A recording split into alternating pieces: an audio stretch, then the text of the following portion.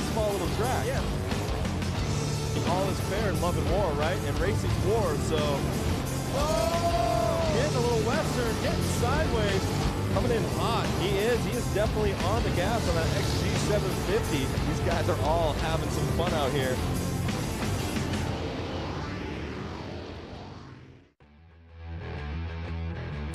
Welcome everyone to Flat Out Friday, live here in the Bradley Center, downtown Milwaukee, Wisconsin. I'm Scotty Dubler, and I'm joined by X Games gold medalist Lance Corey. Tonight we're seeing some great flat track racing on a 1/16th mile oval right here on some concrete. Lance, what are you looking forward to the most?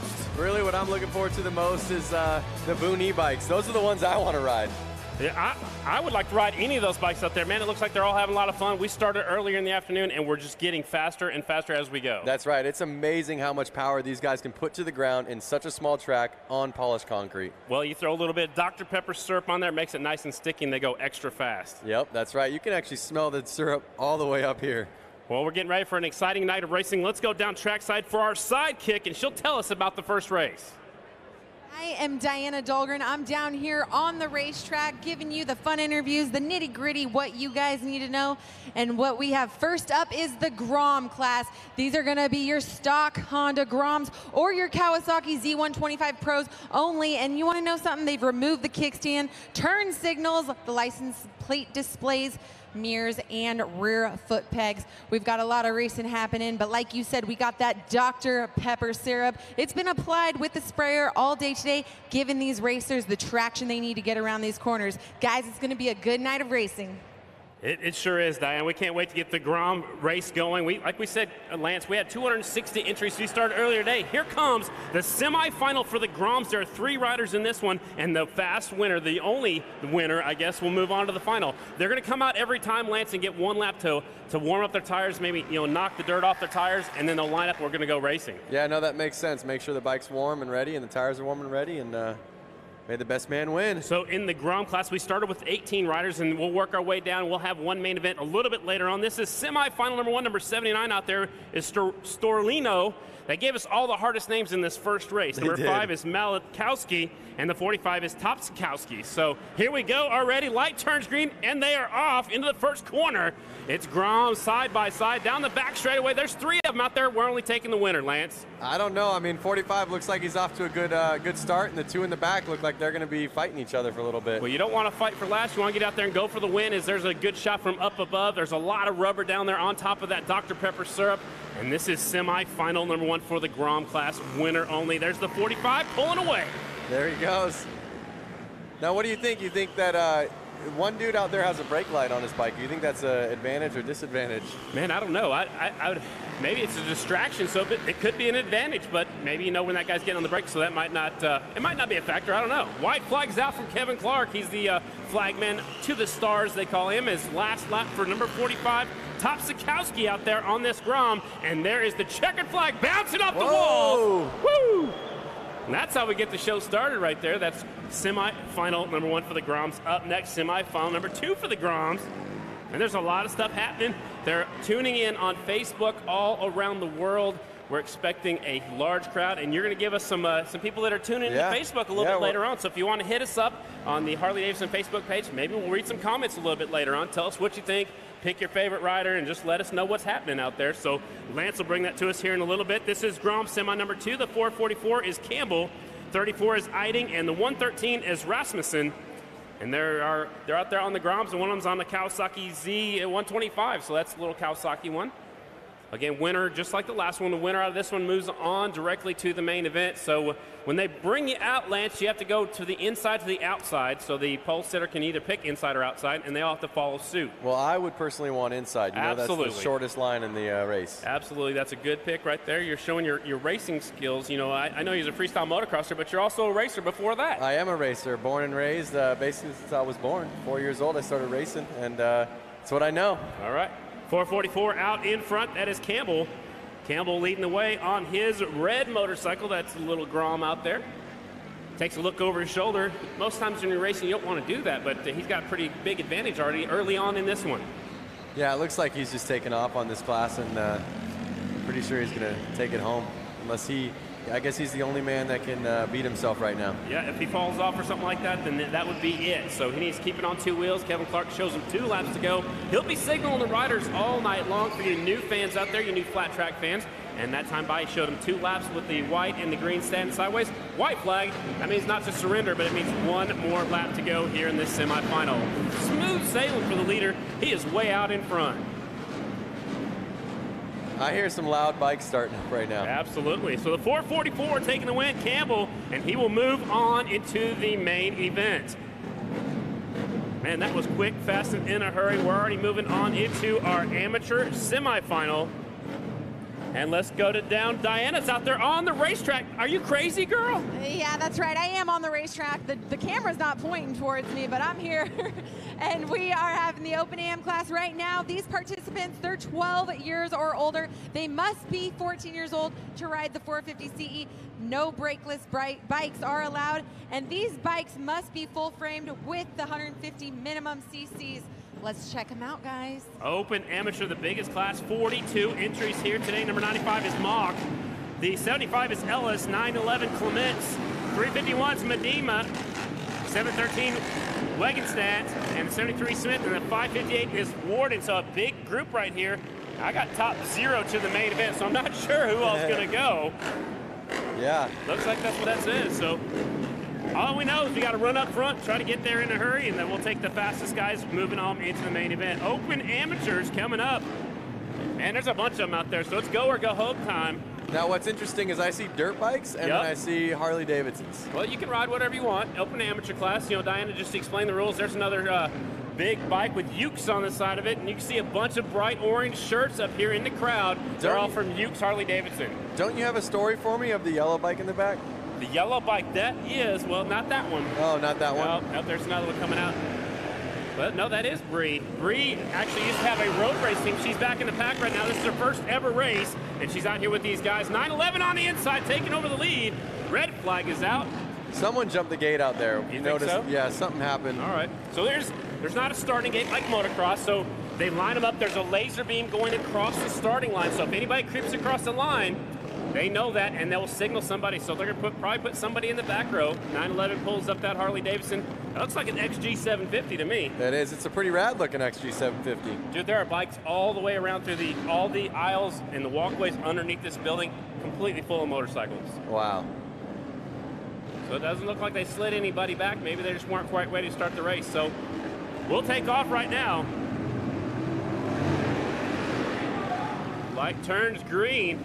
The XG out in front. He's got a Steve Merchant jersey on right there. 911, your leader, Clements. 3 semifinals in this class. Amateur semifinal number 1 on the track. 713's right there on the back tire.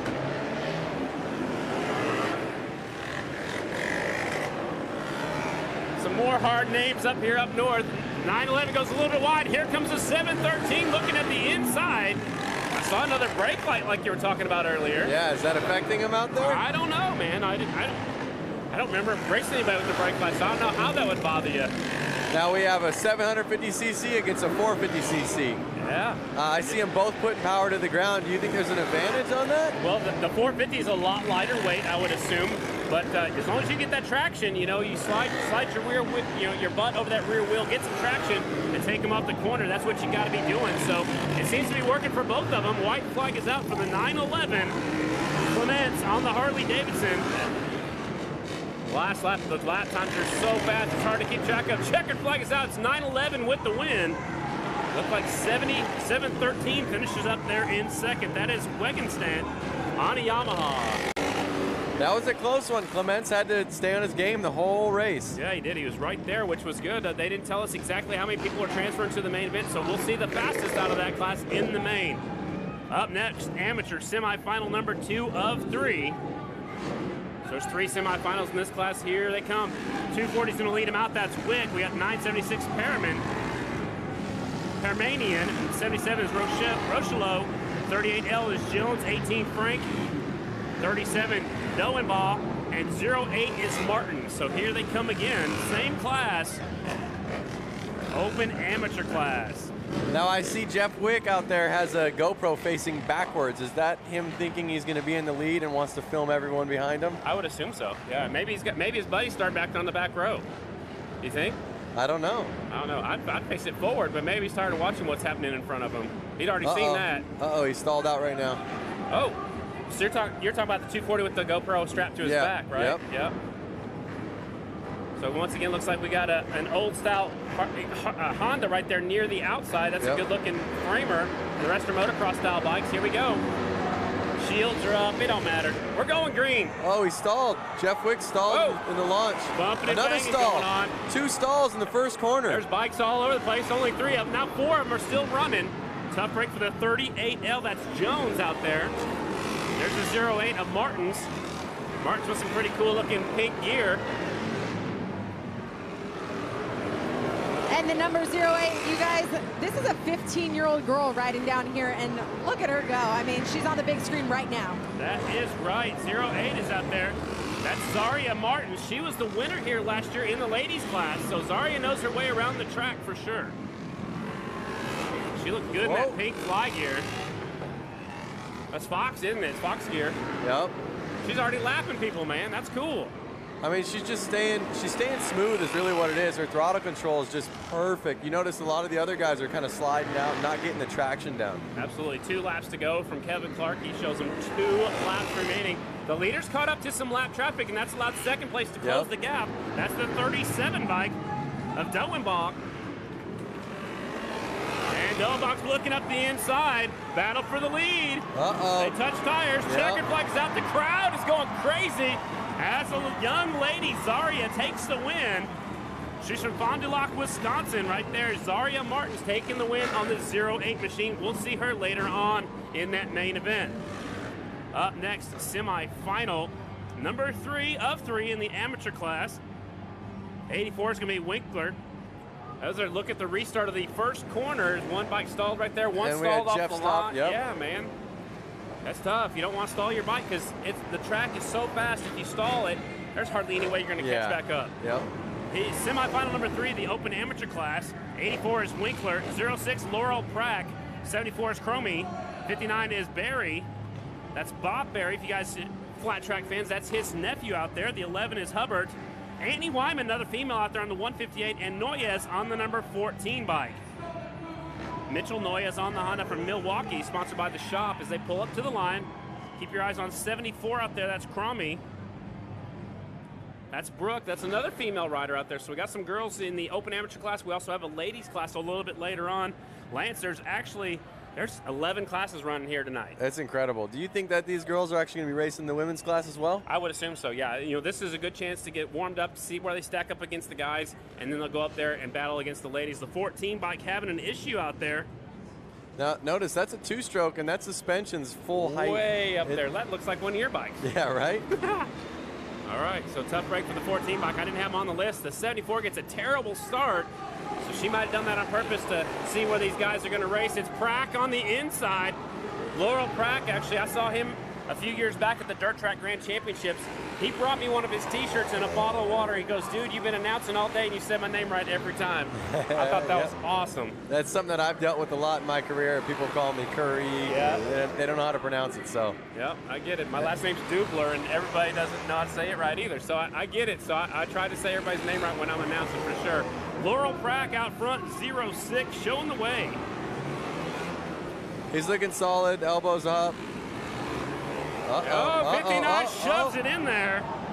Oh, look at him shaking his head like, what are you doing? Yeah, what are you doing to me? That's Barry out there sliding it up the inside. Blake Barry from North Prairie, Wisconsin. Whoa! 2 laps to go. We got a barn burner out there. Prack goes back to the lead. Here comes Barry. Will we repay the favor? Whoa! Barry isn't scared to touch tires. He'll stick that front wheel in there. He's showing you what he's got. Oh! Whew. Barry just about came off the motorcycle. Checkered flag is out. Look at him shaking his head like, yep, yeah, I got this. I got it. Yeah, he's not even looking back. He's pumped up. Look at that. He's pumped up. I love it. This kid's going at it. Good racing so far. Here's a look at some of the replay action. There is the 11 bike with Barry going the outside. Laurel Prack went up the inside. That's a clean pass. Nice and smooth pass right there. And it's been awesome so far, and we're just getting started. Rubbing is racing. Absolutely, for sure.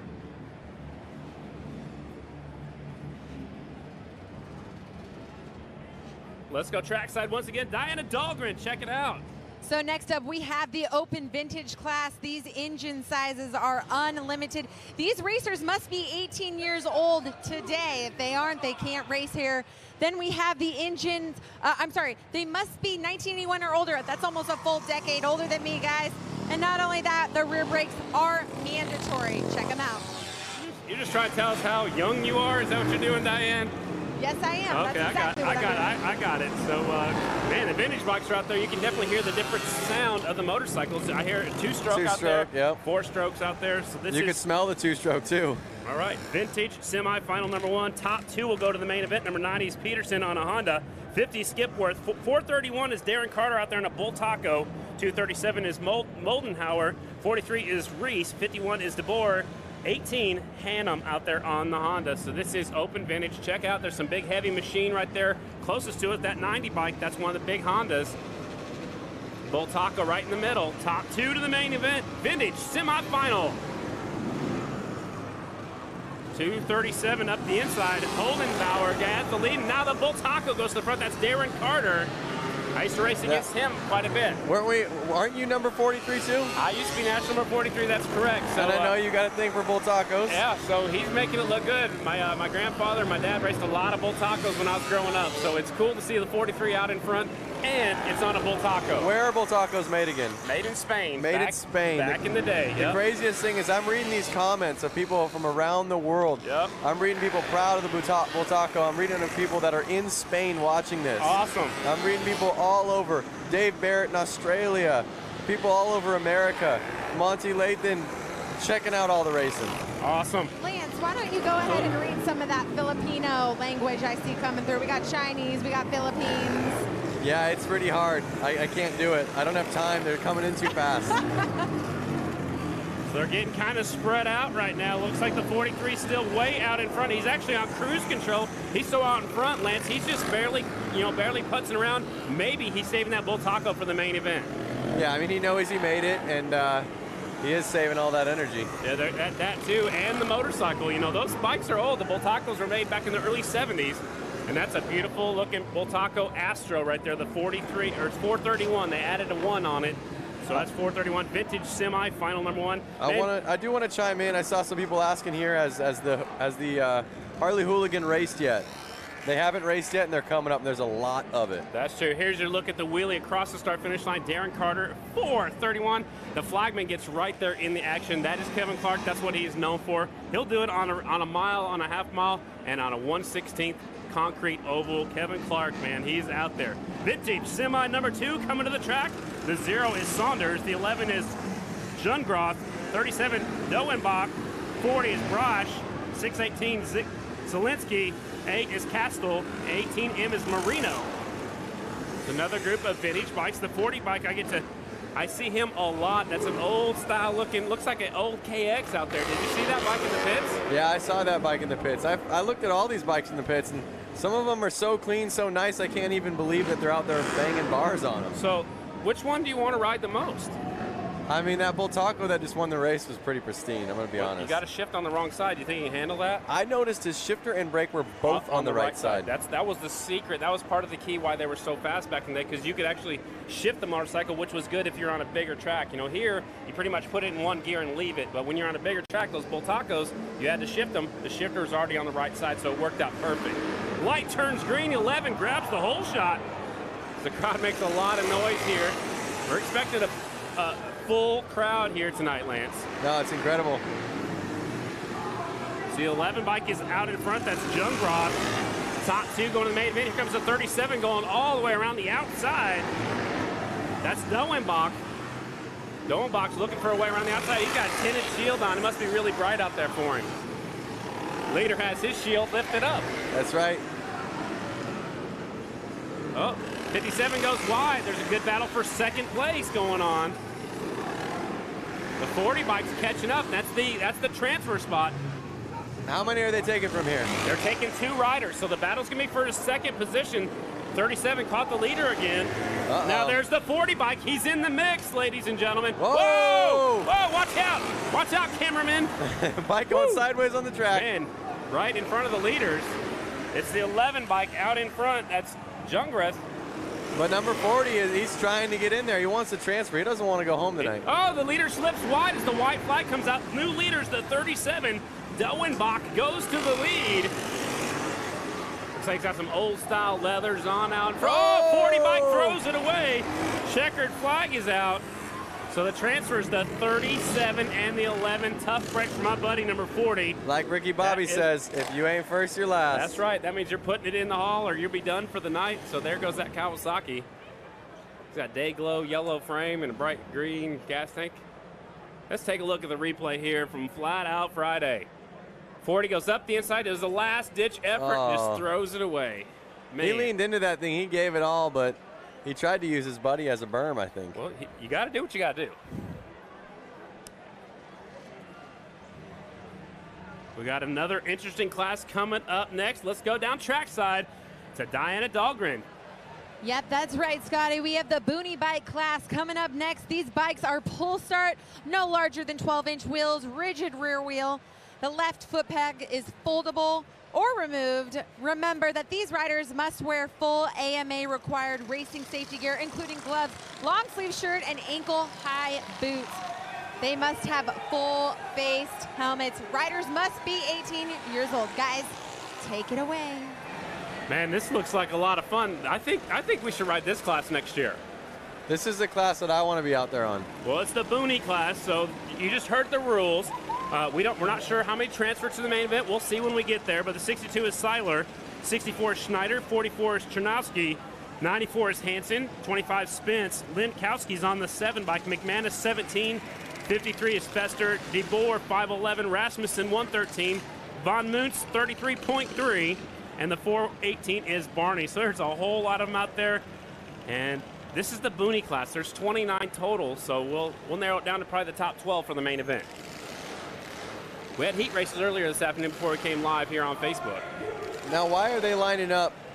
One guy's in the back lineup, one guy's in the front. How's that fair? Well, and just speaking from my experience, they didn't say anything about that in the riders meeting, but the rider that picked the second row, he either is supposed to line up there or he was supposed to line up further on the outside. And instead of taking the outside lineup, he said, nope, I'm going to line up on the inside row number 2. So it's kind of a smart move, but it's kind of, you're putting yourself so much further behind everybody else. It's a gutsy move. It is a gutsy move, but what you said there, being on the outside, you're pushed wide. I'd almost rather let them go wide, come in, and at least be in front of the mid-pack. But then you're going to hope that the riders in the second row haven't caught up to you by that point. So it's a gutsy move. So I've seen it done on the Grand National circuit too, the American Flat Track Tour. Some riders will say, hey, I don't want to start on the outside, I'll start back row inside. Is this at the pro level right here? For Milwaukee maybe, and Flat Out Friday. The Boonie class semifinal. Look at the leader's shot out of there like he's out of a can. Oh, we got 2 of them down on the back straightaway. The leader is gone. Check it out. Uh-oh, already into the wall. Oh, you got to pull the bike started. I can't even see the number on the leader. Here they come back around. I think that's the 25 bike. It is. 25 bike is Spence out there in the Boonie class. Spence showing the way. You think you'd have a chance in this class, Lance? I know I'd be smiling in this class. Unless somebody runs over your foot. I'll be out there in some boots. Well, you're supposed to wear ankle-top boots like they said in the rules. Looks like he's got some tinfoil wrapped around his boot, but some riders wear a steel shoe and then they'll put carpet on the bottom. Some riders wear a steel shoe and put duct tape, and some riders just go out there in their boots and just don't put anything. I think that's some tinfoil.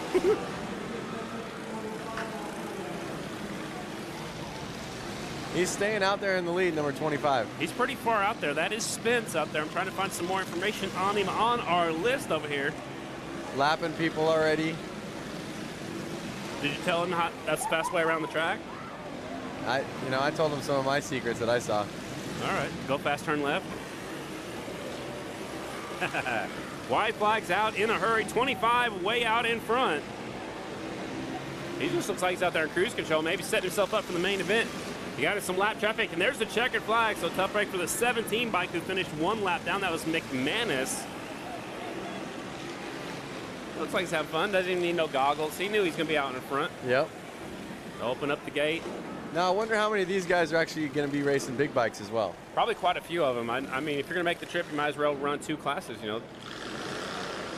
This rider stops over here to, they do a little burnout for the fans. There we go. See that smoke? Thing wheelied on him. Power. Absolutely.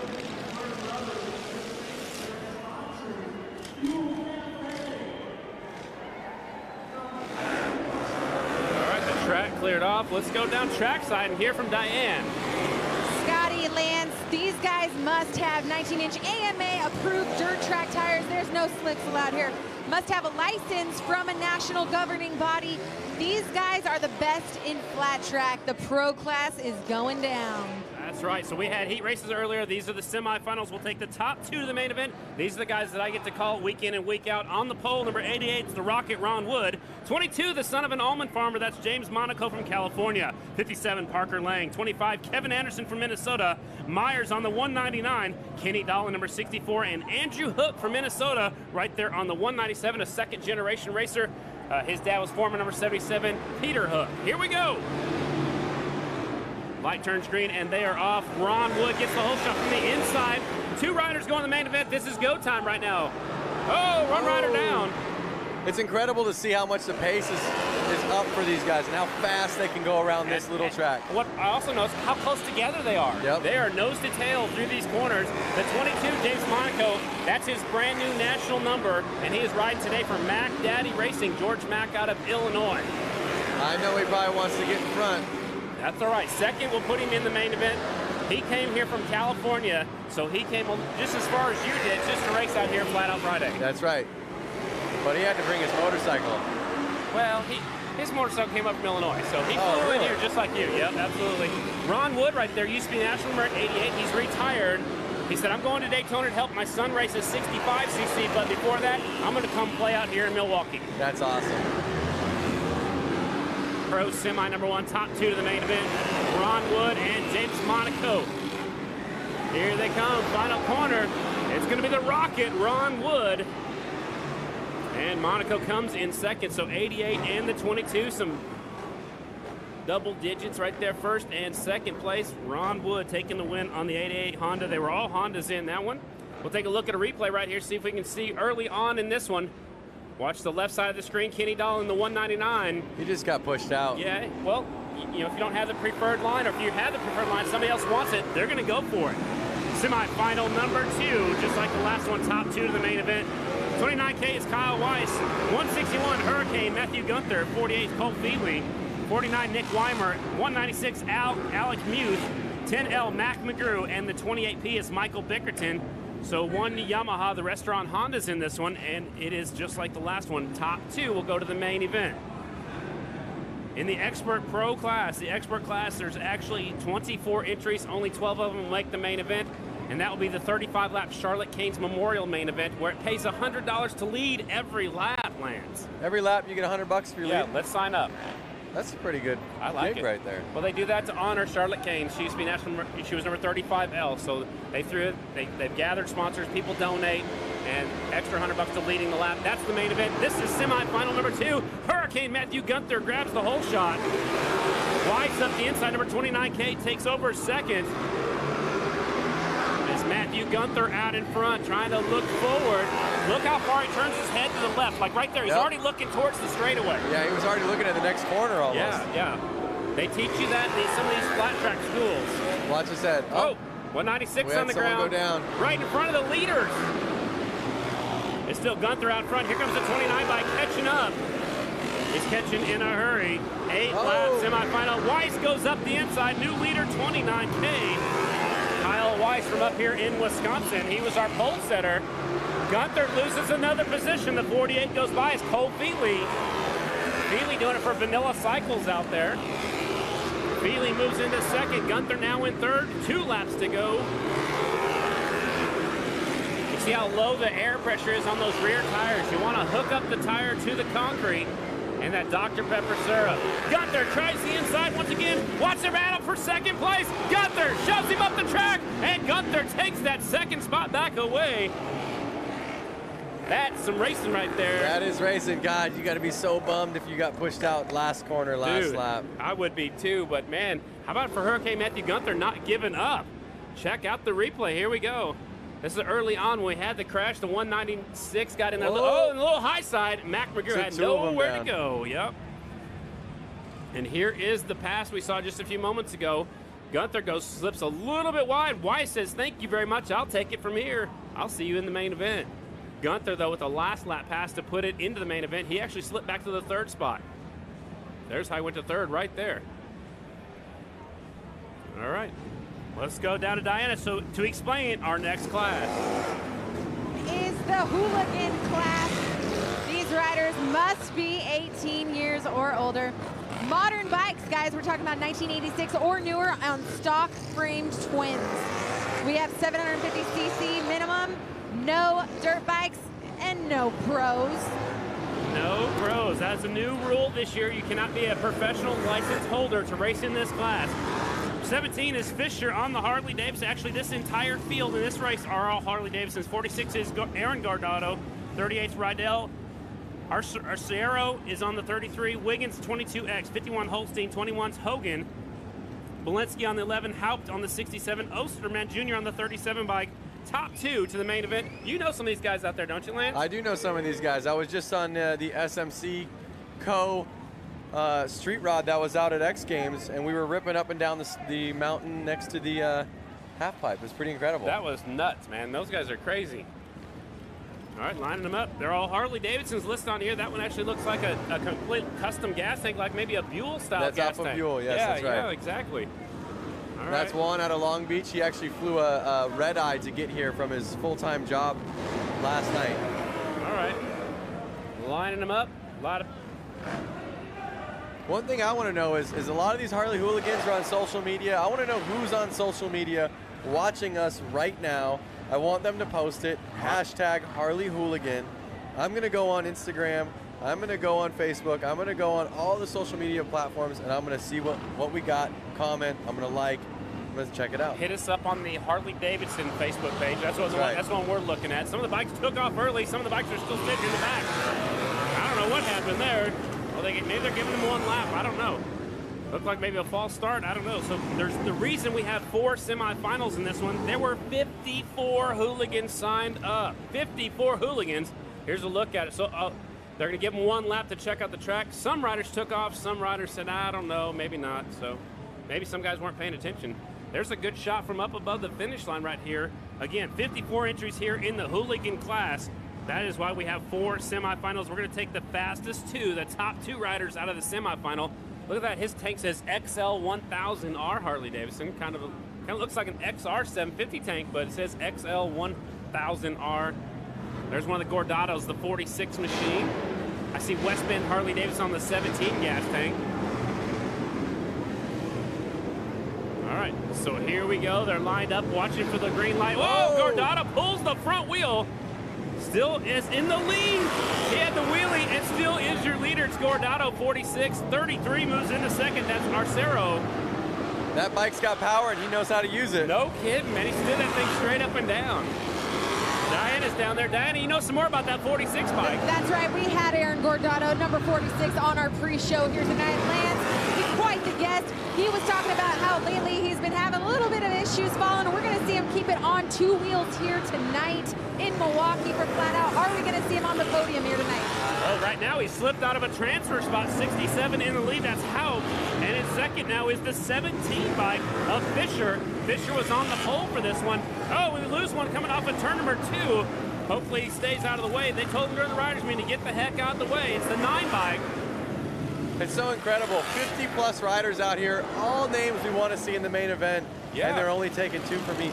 2 from each of the semis. We already got some of the riders transferred out of the heat races, so we'll see a lot of fast guys, but maybe just not all of them in that main event. Last lap, here they come. White flag still flying. 67's your leader. He's got his hands full with the 17 bike.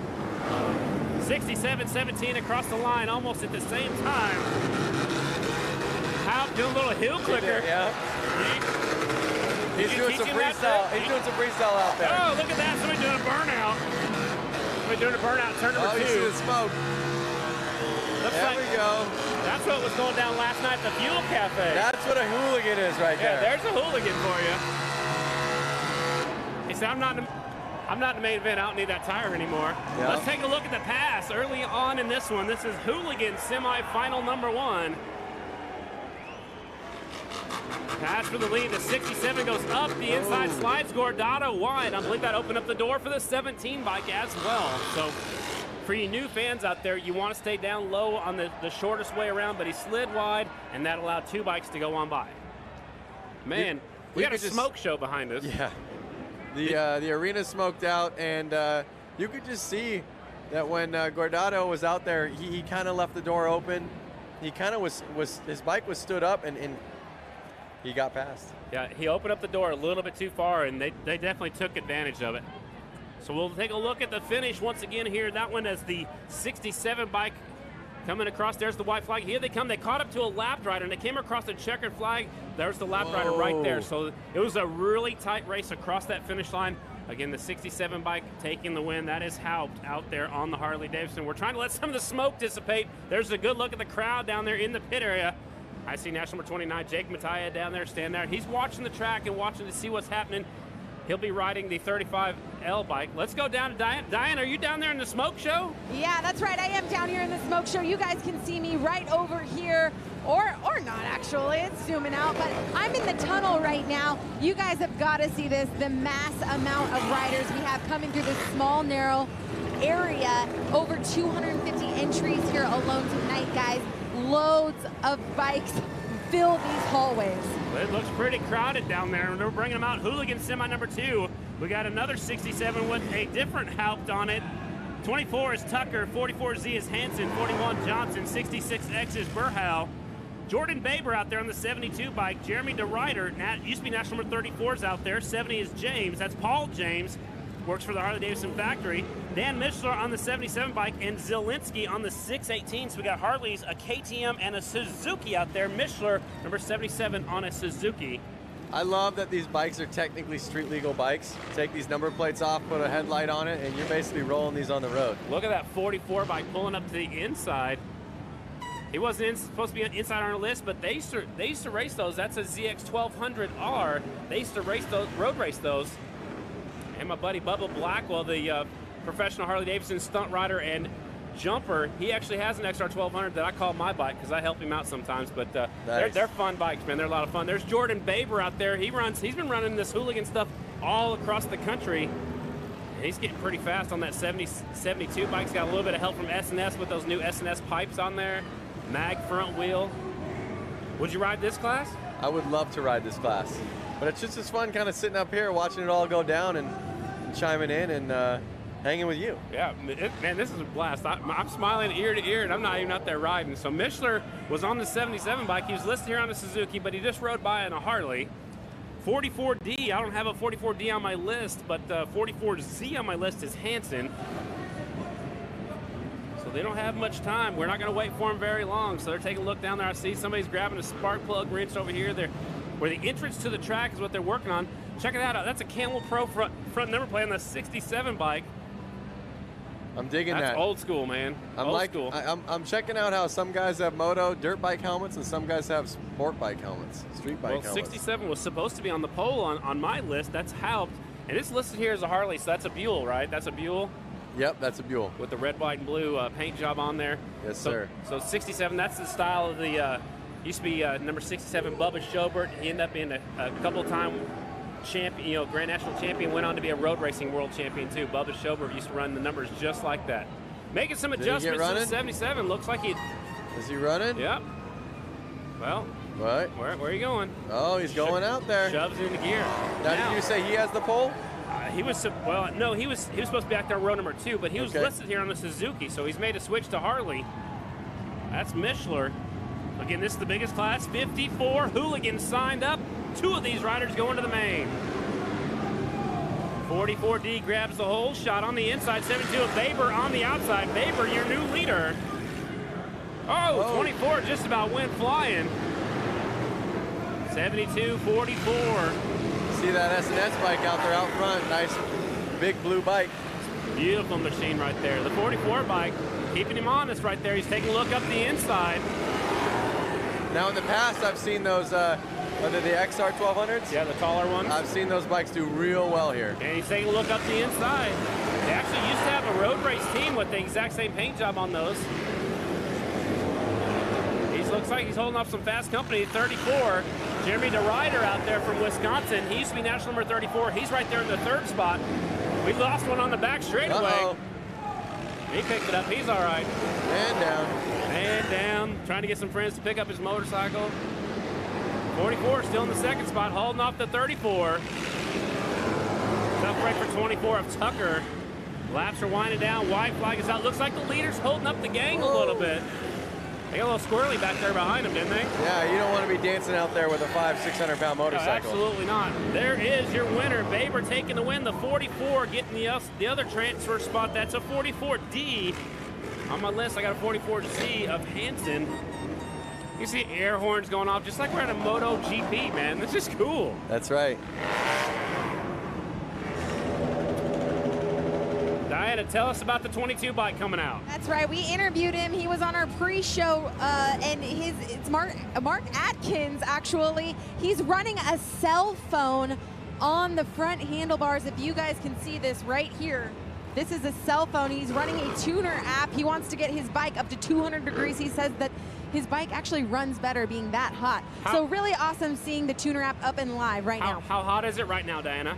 It was running about 160 degrees right now, just sitting here. So he's getting it up to that 200 mark. Will he leave that on there while he's racing? He'll leave it on there while he's racing. And then he was even showing me Instagram, you guys, and Facebook. So he might be on Facebook Live just like us right now. Is that your phone or is that his phone? No, yeah, maybe I gave him my phone. I don't know. Kidding. It doesn't look like it's pink.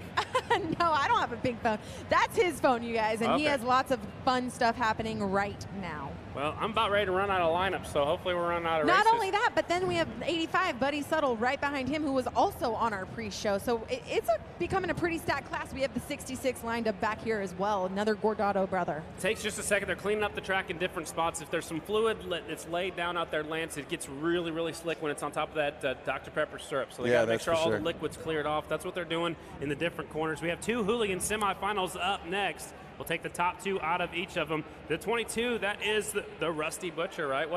That's what we have listed here. Yeah, Rusty Butcher. Yeah. Mark Atkins, like she was saying, but he's done a really good job of kind of branding himself as Rusty Butcher. I've met people that thought his name was actually Rusty Butcher. That's what I thought. I saw him last night out there at the Fuel Cafe. He was having some fun with a bunch of people who were out there, so it was a good time.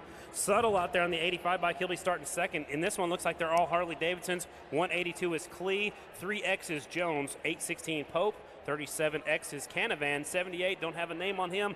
Gordado, that's Sean Gordado on the 66 bike. Hopefully he has a little bit better run than his brother just did. 70X is Evans and Samuelson on the 17X bike. So 2 of these bikes will make it onto the final. The rest of them are done for the night. This is a stacked class right here.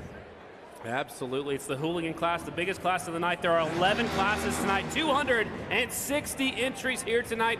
You see the rag underneath that 67 bike over there. That's probably what they're trying to clean up the fluid on the track from the 67 machine.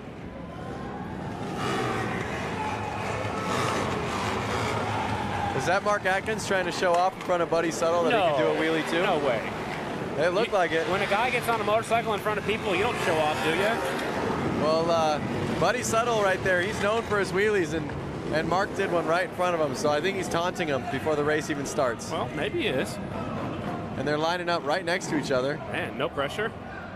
No pressure, right? No pressure. The third rider's got a Rusty Butcher shirt on, too. That's right. Maybe his name's Rusty Butcher also. Diana, where you at?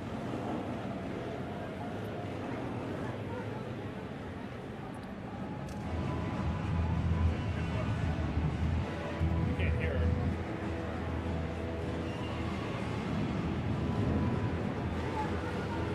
That's right, guys. I'm down here trackside 22, lined up on the start line. We were having him on the pre-show. He said he is nothing but serious about this race. He's won it before, and he wants to win it again. Will we see him as #1 here tonight in the main event? Well, he's got a long ways to go, Diana. He's got to come through the semifinal just to make it into the main event. So he's got to finish in the top 2 in this one to make it on into the main event. They're lining him up. They're about ready to go racing once again. We have 2 more hooligan semis left.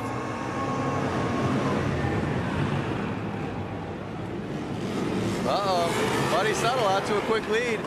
Mark Atkins right there, though, trying to make sure he gets in this race. The Rusty Butcher right there in second. One rider against the wall. Rusty Butcher on the ground. Oh, no. Rusty Butcher goes down to the ground. Atkins. Guys, I'm right here in the corner. The Butcher, he slid out. Buddy Settle taking over the lead. Amazing. This is Buddy Settle's only 2nd race here. Well, I hope he didn't break his cell phone. Neither, right? I hope he didn't too. Man, that'd be an expensive night. Right, those are on payment plans nowadays. Right, exactly. Out in front, your leader is Settle on the 85 bike. 2 riders going to the main event. Battle is now heating up for 2nd place. 816 and a 182. Cleat on the 182. 816 is Pope. 2 riders going on to the main. 85 looks like he's in pretty good control. This one will pick up the white flag next time by. 1 lap to go. Battle still tight for 2nd place. 182 has it.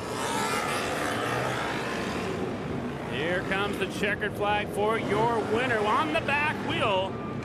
85, Settle takes the win. Oh, riders going down after the checkered flag.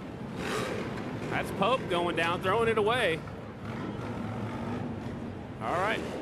That was a great race out there, hooligan semi number 3. We'll take a look at the replay here. We'll see what happened to Sean Gordato on the 66 bike. So it wasn't the night for the Gordatos from California. Here's a look at it. Again, bumping and banging early on. Watch the middle of the screen. Oh, he got T-boned from somebody else, and then he had nowhere to go. 70 bike had absolutely nowhere to go. And here's a look at what happened to Rusty Butcher. Got in there a little bit too hot. But that's much better than high siding for sure. Buddy Settle held his line, and Mark Atkins he couldn't turn that sharp. Well, it's really hard to do. When there's a bike sliding in front of you, you try to lay it over as far as you can, and it just looked like it got a little bit too far, and it just dropped it over there. So tough break for him. I know Mark's really bummed. Do they have an LCQ? I don't know. I don't have an LCQ on my list, so that might be it for him. There's a look at the 85 bike. White flag. This is the last lap for him. He caught up to some lap traffic too. No harm, no foul for Settle out there on the 85 machine. Smooth sailing for him of what's on the back wheel across the line. 85 on the Harley-Davidson. And there is 1 more semifinal for the hooligans coming up next. I know they're real bums standing over there on the side. Yeah, absolutely. Sean Gordato and Aaron, his brother, both came from California. Long ways to go. Well, man. Sean's crashed a couple times at the most recent races. Yeah, I think he crashed earlier today also. In practice? Yeah. Yeah, he's...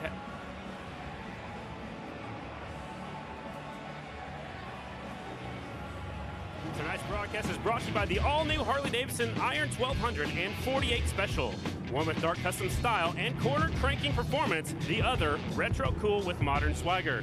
Check out both of them at h-g.com/Sportster. And by Screaming Eagle Performance, enhance the look and feel of your Harley-Davidson with their powerful lineup of performance-enhancing upgrades. Check them out at screamingeagle.com.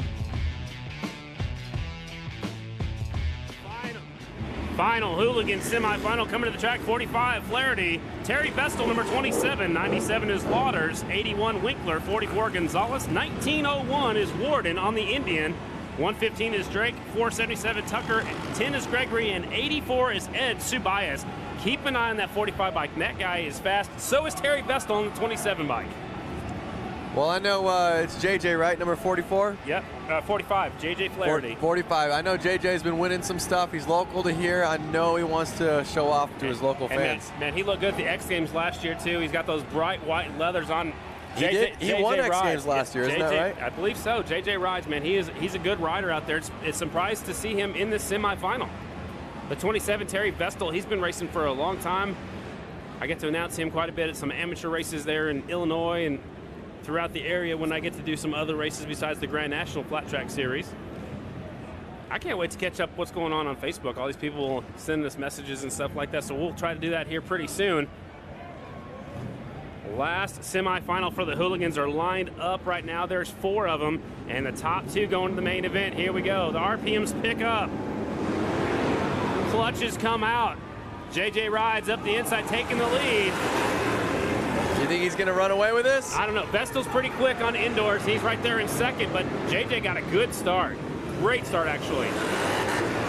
Look how far up on the gas tank he's riding. Yep, I really love the look of that bike. Yeah, it's beautiful. I love the classic styling. I love the chrome wheels. It's a good-looking motorcycle. He's got a little bit of wheel chatter going into the corners. That's when you're on the brakes a little bit too hard. There's one down right in the middle of the straightaway. They're going to keep on going. They said they're going to go until there's a red flag. If the track is blocked, then they'll shut them down. Or if somebody gets hurt, we'll shut them down. If not, we keep racing. JJ Flaherty out there on the Harley-Davidson's what he's listed out here on the 45 machine. Vestal in second. Lost a little traction. Got a little bit sideways. Vestal's right there, the 27 bike. Here they come to the white flag here. The next time by, they'll pick up the white. Here comes Vestal on the big Harley.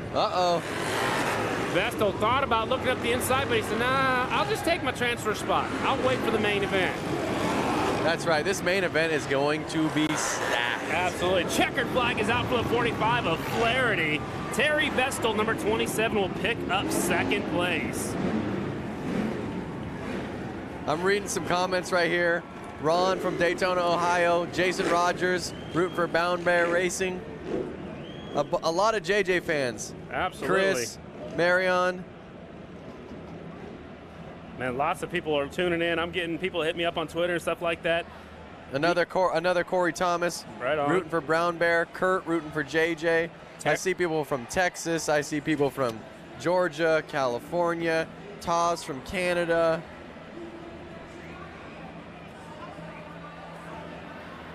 It's just lots of people tuning in. Terry Reimer out there, Black Hills Harley-Davidson.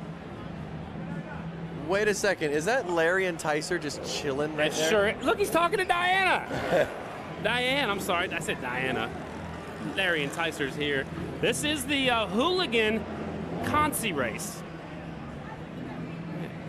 Maybe Diane will catch up to the Enticer down there. We'll see if we can catch up to it. So this is the Consi race. These are the riders that didn't even make it into a heat race. We had so many bikes, we eliminated bikes, so these are the riders that didn't get to run a heat race, that didn't make it to a semifinal. I don't have a list, so we're just gonna watch some racing and listen to these guys have some fun.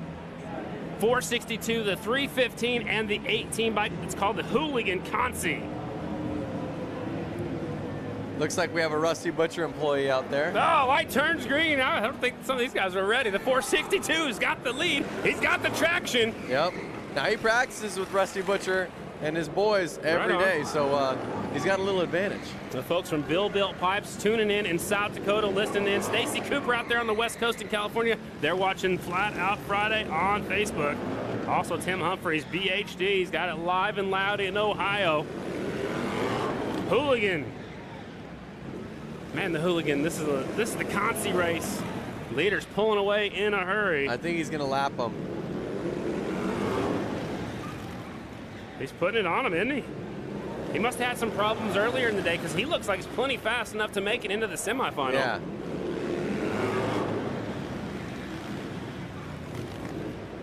And there's the checkered flag for the Hooligan Consi race. He puts it on the back wheel. Is that what you'd do, right? That's what I would do. That's right. You want to race, you got to do it. Running that thing on the rev limiter. Yeah. That's what they're there for, though, so they don't blow them up, right? You got a rev limiter on your 450, don't you? I think so. Yeah. So I've used it a couple times when I was upside down before. When you're like, here is a look at the restart, the Hooligan Consi. Yep, one rider was ready for sure. The other one's like, oh, it's green. Let's go. Let's go down to Diana. Diana, where are you at now? Guys, I'm standing here with the most famous snowmobiler of all time, Larry Enticer. Oh my God, it is an honor to be standing here next to you. How has Flat Out Friday been so far? It's pretty amazing. There's a lot of fast bikes and a lot of carnage going on. Talking about carnage, it seems as if we've heard some rumors that you're going to be out here racing tonight. Will we see that? Yeah, I might come out in the, I forget what the class is called. But. Inappropriate classy, inappropriate classy. You might be out here on a snow sled, guys. For those of you watching our live feed, give a thumbs up. Where can we find you at? We all know you're Instagram sensation. Let everybody who's watching our feed right now know where they can find the Larry Enticer. Just at Larry Enticer, and you'll find it all there. Yeah, you're going to see these sweet glasses, these jean jackets, and that lovely mullet. Scotty, Lance, take it away. Man, it looks like a lot of fun down there. You never know who you're going to find out here at Flat Out Friday. Coming up next, we have the, what is this, the bike build class? This is a pretty cool situation. It looks like it's a non-profit educational organization that's dedicated to pairing teams of high school students with bike building mentors in a collective effort to learn valuable life and personal skills while working on motorcycles. These are bikes built by them. They're out there racing on. I wish when I was in high school that teachers could have paired me up with other motorcycle enthusiasts, other people who knew how to work on stuff, and we could have built something and raced it like this. It's such a cool program. These bikes were actually built to go road racing. They've taken the fairings off of them. They're going to go flat track racing here tonight. This next group of students that's working on the bikes, they're actually building flat track racing machines. So next year, you're going to see some flat track racing bikes out there. I don't have any names for these riders out there. The 35L, that is Charlotte Keynes' old number, and that bike looks just like the number plates from Charlotte. I'm not sure if that's Jack Keynes. I think it might be out there. 50 out there, 1795. Here we go. They're about to take off, and they are off, and this is the bike build class.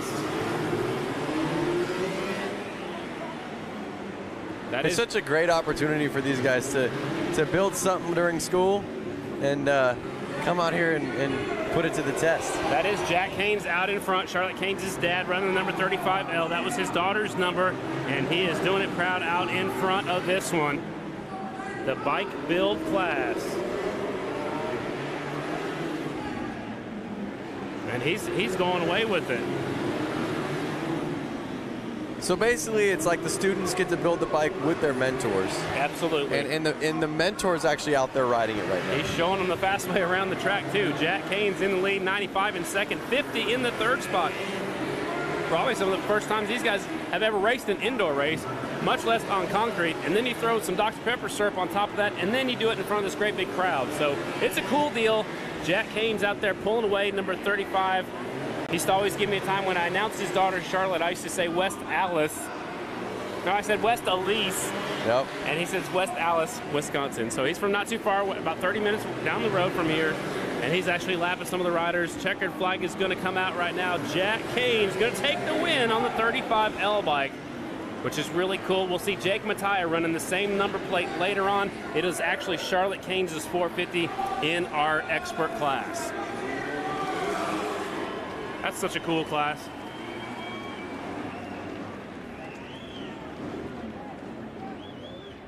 And so the winner went on off back into the pits. That was Jack Kane. We're trying to get a word with them. We got a short intermission, looks like, coming up here pretty quickly already. Man. Crowd's filling up. I see a lot of those orange shirts out there. Dude, they're all from Uke Harley-Davidson, not too far down the road. Lots of stuff happening down here. Full crowd. We're scheduled for an intermission break. We got a kids race coming up. We're going to have some pit. Oh, look at this.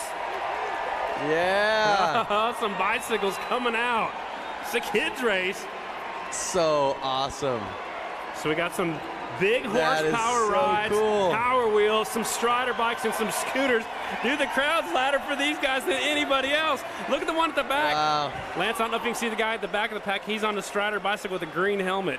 They're still coming out of the pit area. This might be the new biggest class. My little 18-month-old daughter, Luca, would love to be out there right now on her Strider. She has a Strider bike? Yep, she'd be like that.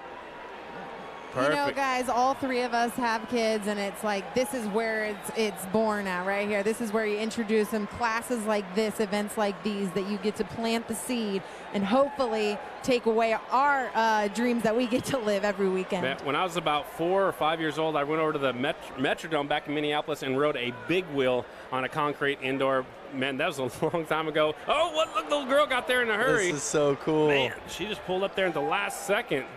The crowd is louder than ever right now. Absolutely. I don't think they can hear us right now, but they have an in-track announcer also, so they're pumping them up right here beside us and having a good time out there. The kids' class, they're getting ready to take off. I'm loving that everyone on social media is digging it. Mark. I see Kenny Bristol loving it. I see Sonia loving it.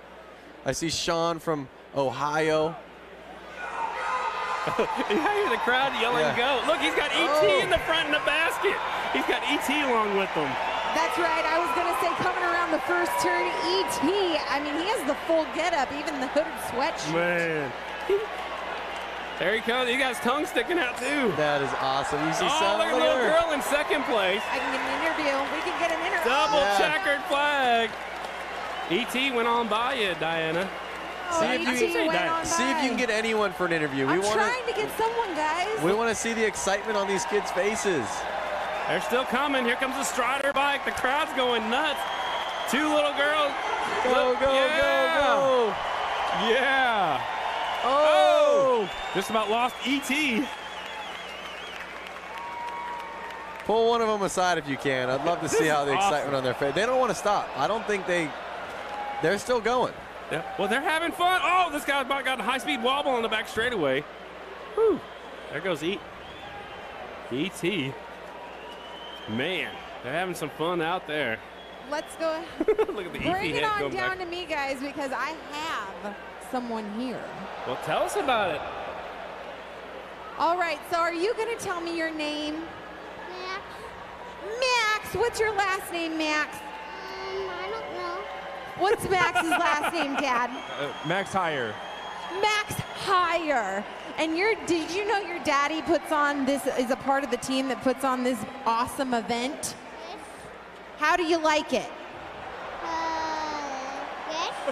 Yes, he likes it, everyone. Give a big round of applause for these kids. Then we have the winner who's rocking E.T. What is your name, young man? Cole Ketterhagen. Cole, you have just won the kids class at Flat Out Friday. How does that make you feel? Good. How was E.T.? Was he your partner in crime tonight? Yeah. Awesome. Do you want to thank Mom and Dad? Yes. All right, he's thanking Mom and Dad. What? We got one more. What's your name? Wait. What was that? Wait. Okay, hi or bye. I don't know. But you know what? It looks like we got a Norton number 88 on the back of his shirt. So this is what it's all about here. This is where Flat Out Friday begins, guys. Give a big round of applause. And if you're watching the feed, give a huge thumbs up for these little kids coming out here and putting a show on for you guys. Man, how fun was that? That was so cool. Biggest smile on my face right now because I can imagine my kid out there just loving it. And the crowd was eating it up too. So we're going to take a short break, ladies and gentlemen. When we come back from intermission, it's going to be our brakeless class, our brakeless motorcycle main event coming up next. We'll be right back. Tonight's broadcast is brought to you by the all-new Harley-Davidson Iron 1200 and 48 Special.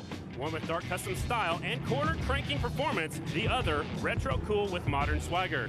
Check out both of them at h-g.com/Sportster. And by Screaming Eagle Performance, enhance the look and feel of your Harley-Davidson with their powerful lineup of performance-enhancing upgrades. Check them out at screamingeagle.com.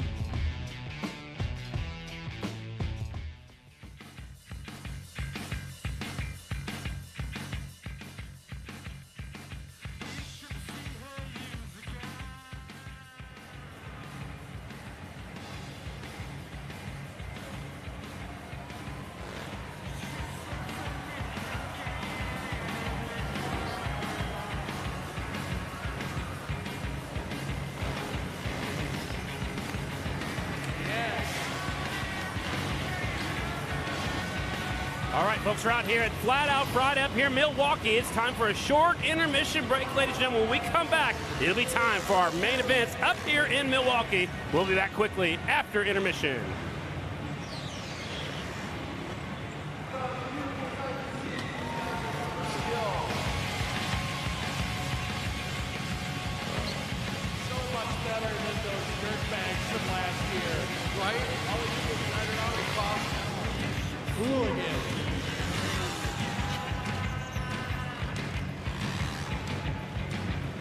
These guys are really nice. Get it? Really nice. big guys do wear white. Oh, look at this. This is like dancing horses. Beautiful. Whoa, that's a spark. As their capes flow in the wind. You know, this is really a sport unto itself. This free riding, trick riding is really awesome. It takes years of practice to get stuff down like this. Yeah, we took great precautions to make sure we kept all the hooligans out of the Bradley Center tonight. Security is on full alert. Anybody wearing leather and bones, well, they just had to stay outside.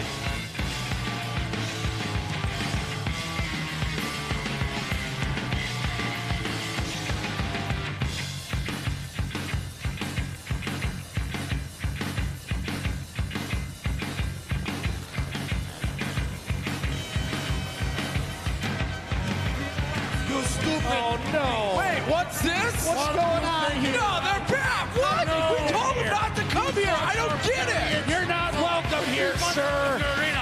You go home. This is wrong. You must have found a hole and crawled through it like a rat in the sewer. Boo! The Master Blaster! I'm sorry. This isn't going to end well. This is not going to end well. Say no to Australians from the post-apocalypse. No, the Master. No. Oh, this is terrible. Here we go. Oh, no. What is happening? Yes, run them around. Matches on the But we will track. show the evils who is really evil. There's nothing evil about Evil Knievel at all. I'm sorry, but no. How dare you? Your puny little security could not keep us out of here. We will take this day. Yes, my dogs, ride. Ride. Show them who is boss. Show them that we are truly evil. Yes. They're minus little. Nobody is impressed by a wheelie. Go home. We don't care. Yes, bar your teeth. Show them your claws. Take them, my dogs. Take them all. Push them from this track. How dare you keep us off this I don't know. Never trust a man in a leather bondage mask.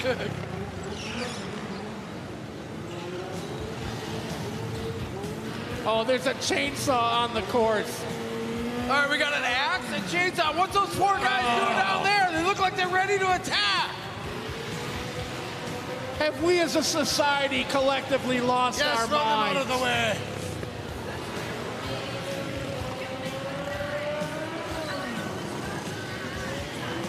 Oh, here comes another Knievel.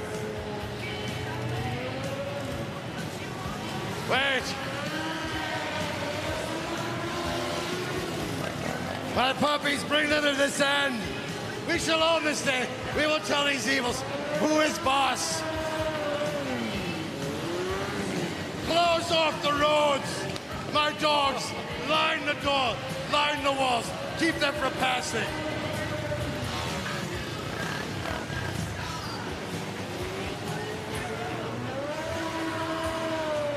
Wait. Is that a zombie evil coming from the grave?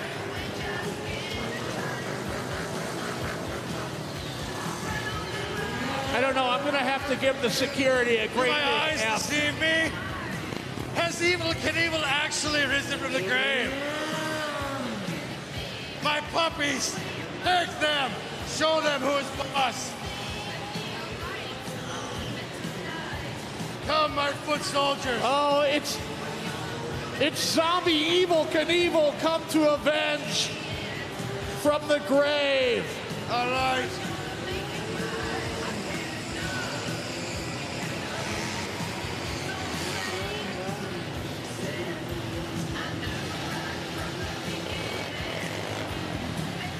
It's complete chaos at the Bradley Center. Oh. What is going on down there? Kids, don't try this at home.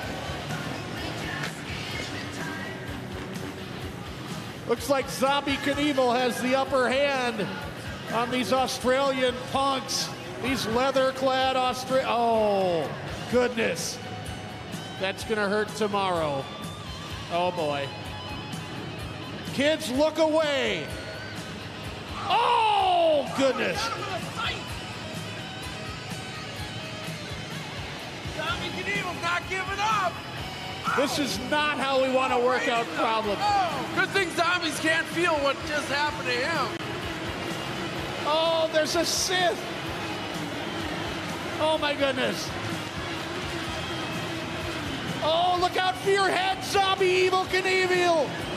Oh, boy. Oh. Oh, he took hits to the head. Zombie Knievel's getting beat Zombie down. Knievel is down. Boo! Boo the Mad Max crew! Get this Mad Max crew out of here. Back to New South Wales with the lot of you.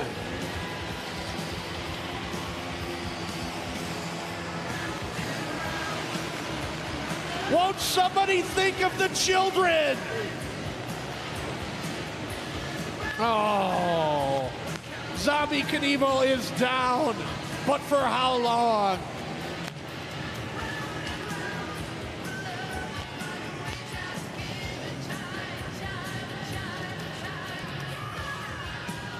We'll have to take him to the zombie hospital to the Get a brain transplant.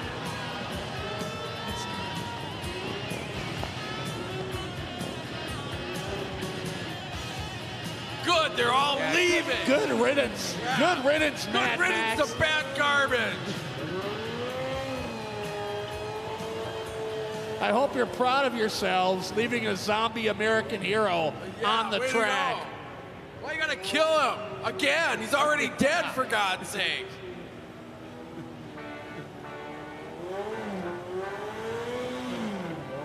Kids, this is not how we work out problems in the real world. Violence settles nothing unless you're killing a zombie. Evil Knievel on Flat Out Friday.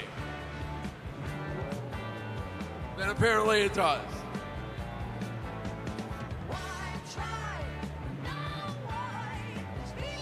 Can somebody remove the zombie from the racetrack, please?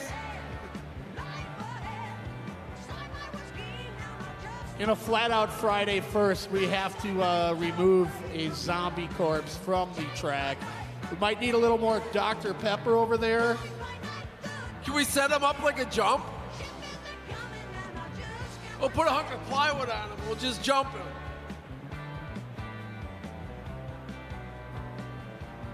I'm pretty sure I jumped somebody in a race already. Uh-oh. I guess we'll just start up the next race. Well, no, we can't. We got greasy, grimy gopher zombie guts in there. Can't do that.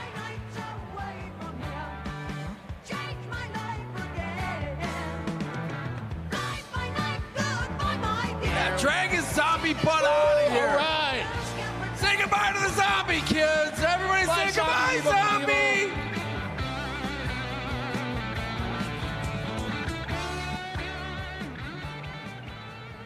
All right. If you enjoyed it,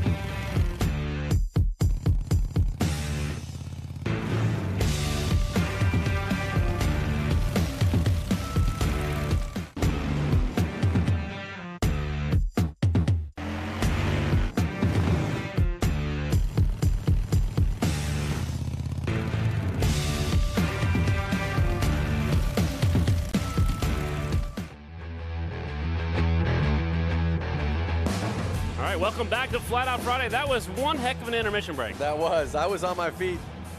Little Mad Max tribute, Evel Knievel. Man, we had a lot of fun. Now we've narrowed the field down to just our main events, Lance, and this is where it's going to get really good. We're going to get a lot of bar banging right now because, as you see, sometimes the first and second guy would start to pull away from the pack.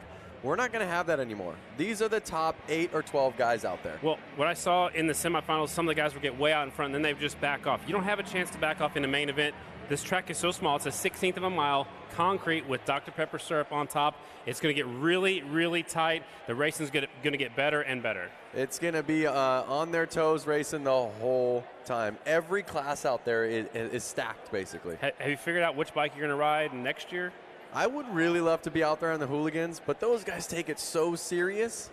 I would like to push my daughter out there on the bicycle. That'd be more fun for you? I would be stoked. So you've won a gold medal in the X Games, but you would rather send your daughter out there for the little kids race. It's so amazing watching stuff through your kids' eyes. You can't beat that. It's awesome. You having a good time? I'm having a blast. How about yourself? Man, I've never been here before. I'm so excited. I can't wait to go see the Mama Tried motorcycle show tomorrow and check that out too. So it's such a happening up here in Milwaukee. There's so much going on. We had some fun last night at Fuel Cafe, and we got a lot of great racing coming up here in the next couple of minutes. That's right. I mean, we already have parties lined up for when this is over. Are you buying? Were you invited? No, I'm just a flat track announcer. Oh, gotcha. You're a gold medalist. Gotcha. See, Yeah. so well, no, I wasn't invited. We have somewhere to go basically right when this is over. We have a limo? I don't know about a limo. Okay. But either way, I'm really stoked to see who wins the race. And one of the crazy things I was noticing the lineup for the hooligan class, there's a lot of names not on that list that were previous winners or some of the top 5 guys of last year or the year before. The class is stacking up huge. The level of competition is getting higher and higher. So are the bikes. So are, they're building everything faster and faster, and the competition is getting stiffer and stiffer. These guys are coming from all over the place just to race up here. Yep, and what's incredible is I think every guy out there in the hooligan class has a 9-to-5 or some sort of job where they were working yesterday. They came here last night. They did what they could to get here, and they're coming from California. They're coming from states all over, and they are hanging it all out there. We got here at 10 o'clock this morning. The line of motorcycles was all the way down the street. The line to get signed up was longer than that. So there's so many people. There's motorcycles all the way throughout the entire arena. They go off this way. They go all the way around the outside. There's bikes through every little crevice in this whole area. This building is awesome. The track's really cool, and it's such an event. I'm glad to be part of it. So it's been a lot of fun. I can't wait to watch these main events. There's 3 of us, so let's go down trackside once again and catch up with Diana. Hey guys, I was looking at you up on the Jumbotron looking real nice up there, real clean up in that booth. I'm down here on the track getting real dirty. Lots of, gosh, I don't know if it's a mixture of Coke syrup, tire particles or what down here, but it's awesome. So lively down here in the pits. We have an awesome feature. Brandon Bolstein, you guys are going to want to check it out, and make sure that if you're watching us on our Facebook live feed, you're giving us thumbs up and let us know where you're watching from.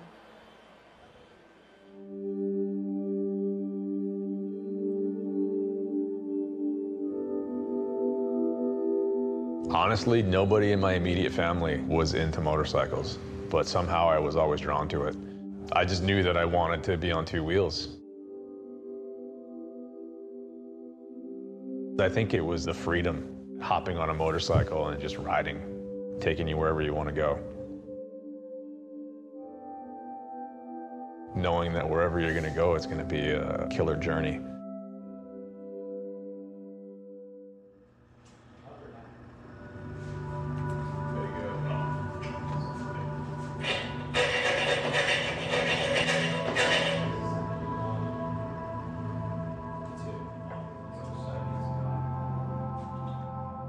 We are in Signal Hill, California, and this is the headquarters of the Speed Merchant. This is where we design, package, ship, receive all of our products that we do for Harleys and other motorcycles. We've been focusing on the street rod that we're going to be racing this race season. So our main goal is to really just button up all the odds and ends. Fast J is going to be riding it this season, so we're going to be kind of fitting it up to him as far as positioning, bars, foot controls, and all that.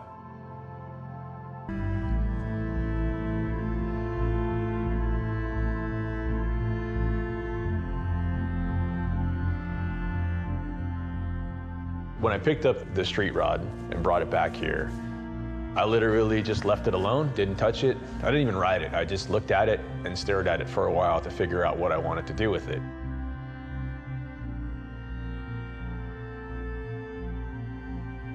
But being me, I got to do something to it. So I decided to use a different tank, a bolt-on tail section, dirt track tires, some handlebars, but leaving a lot more of the stock components. You know, there's a lot of things that are just kind of left alone.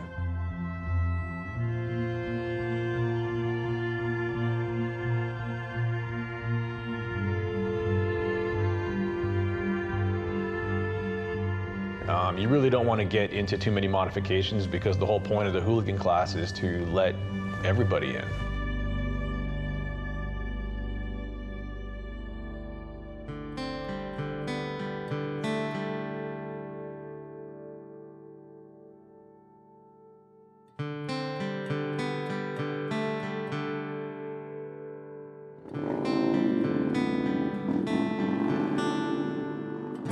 It's really just a group of guys, a group of friends that get together and try to see who is the fastest on the track on any given day. It's not about winning or losing, it's really just about going out there and having fun.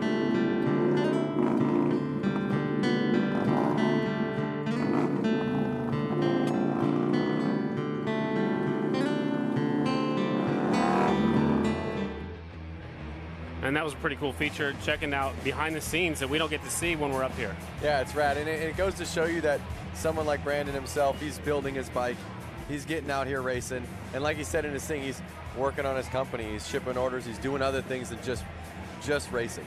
Yeah, he's having a great time, and looks like he's having a lot of fun doing it. You know, it's a very, very serious piece, but it looks like he's having fun, and he's coming out here racing with everybody else. That's right. Well, we got some brakeless motorcycles coming up next. Have you ever ridden a motorcycle without any brakes? I have ridden motorcycles that didn't have brakes because they broke, but not on purpose, knowing that I'm going to go out and race with no brakes. Well, when flat track started back in the early days, there was no brakes. They thought it was safer that way. That way, somebody in front of you couldn't just jam on the brakes and you wouldn't just run into them. So as the sport developed, they started using compression releases and other things to slow you down, and then they started putting rear brakes only. So in flat track motorcycles, it's just your rear brake only, but these bikes that are coming up next have absolutely no brakes. Now, I'm reading the stats about it, and you have to be 18 years or older. Why? I mean, why wouldn't they let someone younger? I think just experience and you know, just knowing that you want to let off the throttle early enough. So when you're young and Yeah. you don't have to worry about getting up and go to work the next day, you might not let off just as soon, that soon. So, you know, maybe that's part of the rules. I know to be a professional motorcycle racer, you have to be 16 years of age, but you know, this class you must be 18. So there's a little bit different rules here in the brakeless class. They're all lining up down there in the staging area right now, and Diane is down there in the staging area with them. Yeah, that's right. I'm here with Aaron Gordado getting third in his semi, which means you missed by one spot. But walk us through your semi. I had a super good start. There was a lot more traction off the start. You get up there front end, and I'm like, put the front back down and look around and led a couple of the laps, went wide, and that was it, and saw someone go right by and tried to catch up, and it's a little bit hard, but, well, oh well. Next year. You know, you're really well known for the hooligans. What's it like being able to ride for Harley-Davidson? Riding with Harley-Davidson's been super fun. We've gone to a lot of the races, and the stand has been super empty. There's been, you know, a couple hundred people at times, and now it's packed. This is great. You know, we love the support coming to Milwaukee, riding a Harley, and come out with our friends and have a good time. Yeah, that's right, guys. You just complimented. You give this guy a big round of applause. Loads of fans here in the stand. We want to thank you guys all for coming out. Not only that, everyone that's watching on our live feed right now, all across the world, hundreds of channels. Thank you guys so much. Guys, take it away. Sounds good. We're getting set for our brakeless finals. From here on out, Lance, it's just main events only. Main events. It's going to be, like I said, it's going to be tight all night.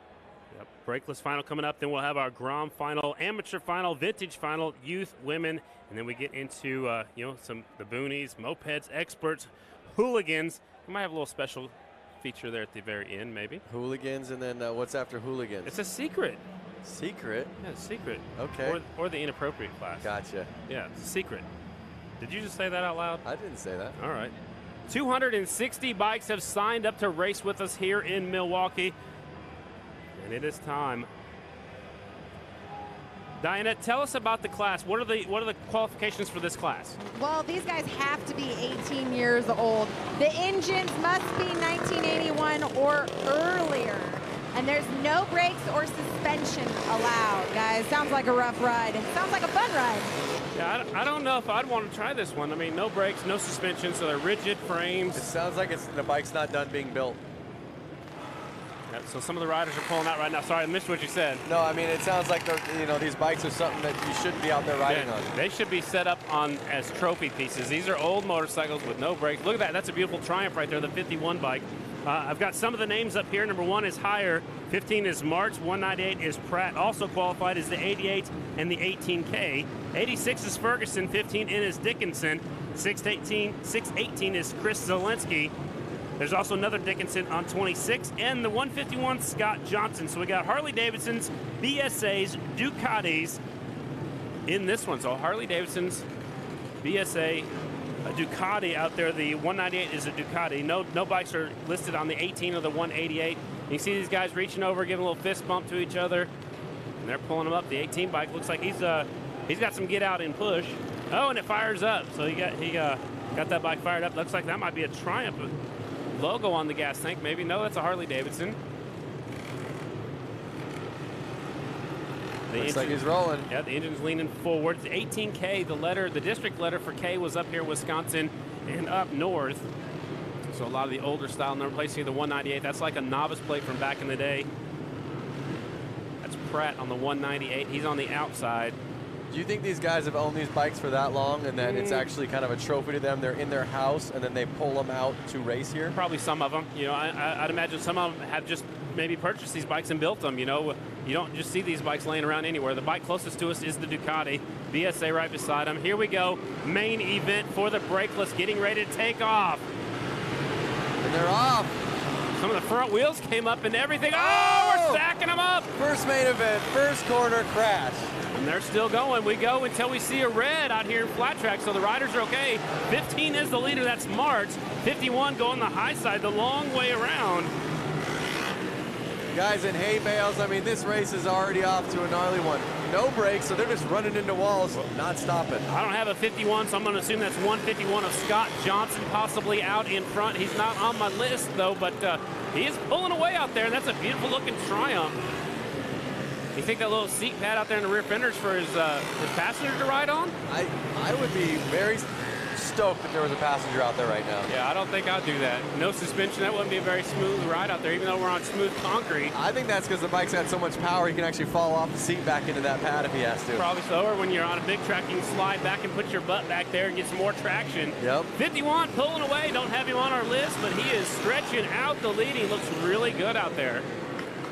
I saw some of the guys in some of the other classes actually taking their left foot peg off so they don't drag them on the ground. Looks like everybody out there has their left foot peg on there. This guy tiptoeing through the corners as he gets into some lap traffic. There's the 86 machine of Ferguson.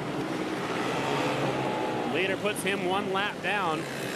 See the British flag on the right side of the motorcycle. Notice these guys, they get on the gas and about halfway through that straight, they actually have to let off. So they can coast through the corner so they don't blow the corner because, again, no brakes. So you drag your feet as much as you can. He's got carpet on the bottom of his boot, it looks like. Watch his throttle hand. He's letting off halfway through that straight. Last lap as the white flag is out. Main event for the brakeless class. Here comes the double checkered flags. And your winner, number 51. He'll try to stop that motorcycle, but remember, there's no brakes, so it takes him a lap to slow down. He actually has to downshift that motorcycle. He'll slow down and come back around. He'll meet up with Diana Dahlgren down there in just a second. But, man, I don't know. The brakeless class is pretty cool. That was an exciting start, I'll tell you that. Yeah, 51 out there taking the win. Don't have a name on him on our sheet, so maybe Diana will hopefully catch up to our winner there in just a second. Up next will be our Grom main event coming up in just a second. Let's go trackside to tonight's winner in the brakeless class. Here with 51, Randy Berry taking home and dominating the win here for the brakeless class. Tell us how you did it and tell us who you're thanking here tonight. It's getting a little slick out there. Just kind of stayed with one line and tried not to fall down. All right, well, who do you have to thank for coming out here tonight? I'll tell you. Who are you thanking to come out here tonight? I just want to thank my brother Bob. This is his bike, and another guy, Melvin Long from Indiana, for letting me ride the bike. Well, congratulations, Randy Berry, thanking his brother Bob for giving him the bike. Guys, take it away. Absolutely, definitely a family sport is flat track. Up next will be the Grom main event, ladies and gentlemen. Number 505 is Zesco. 77 is Mishler, 37 is Smith, 84 is also Mishler, 44 is Jacobson, 29L is Vanglin, 352 is Denovan, and the 702 is Kenny Dahl, and the 172 is Chekowitz. Easy for you to say. These are the Groms, ladies and gentlemen.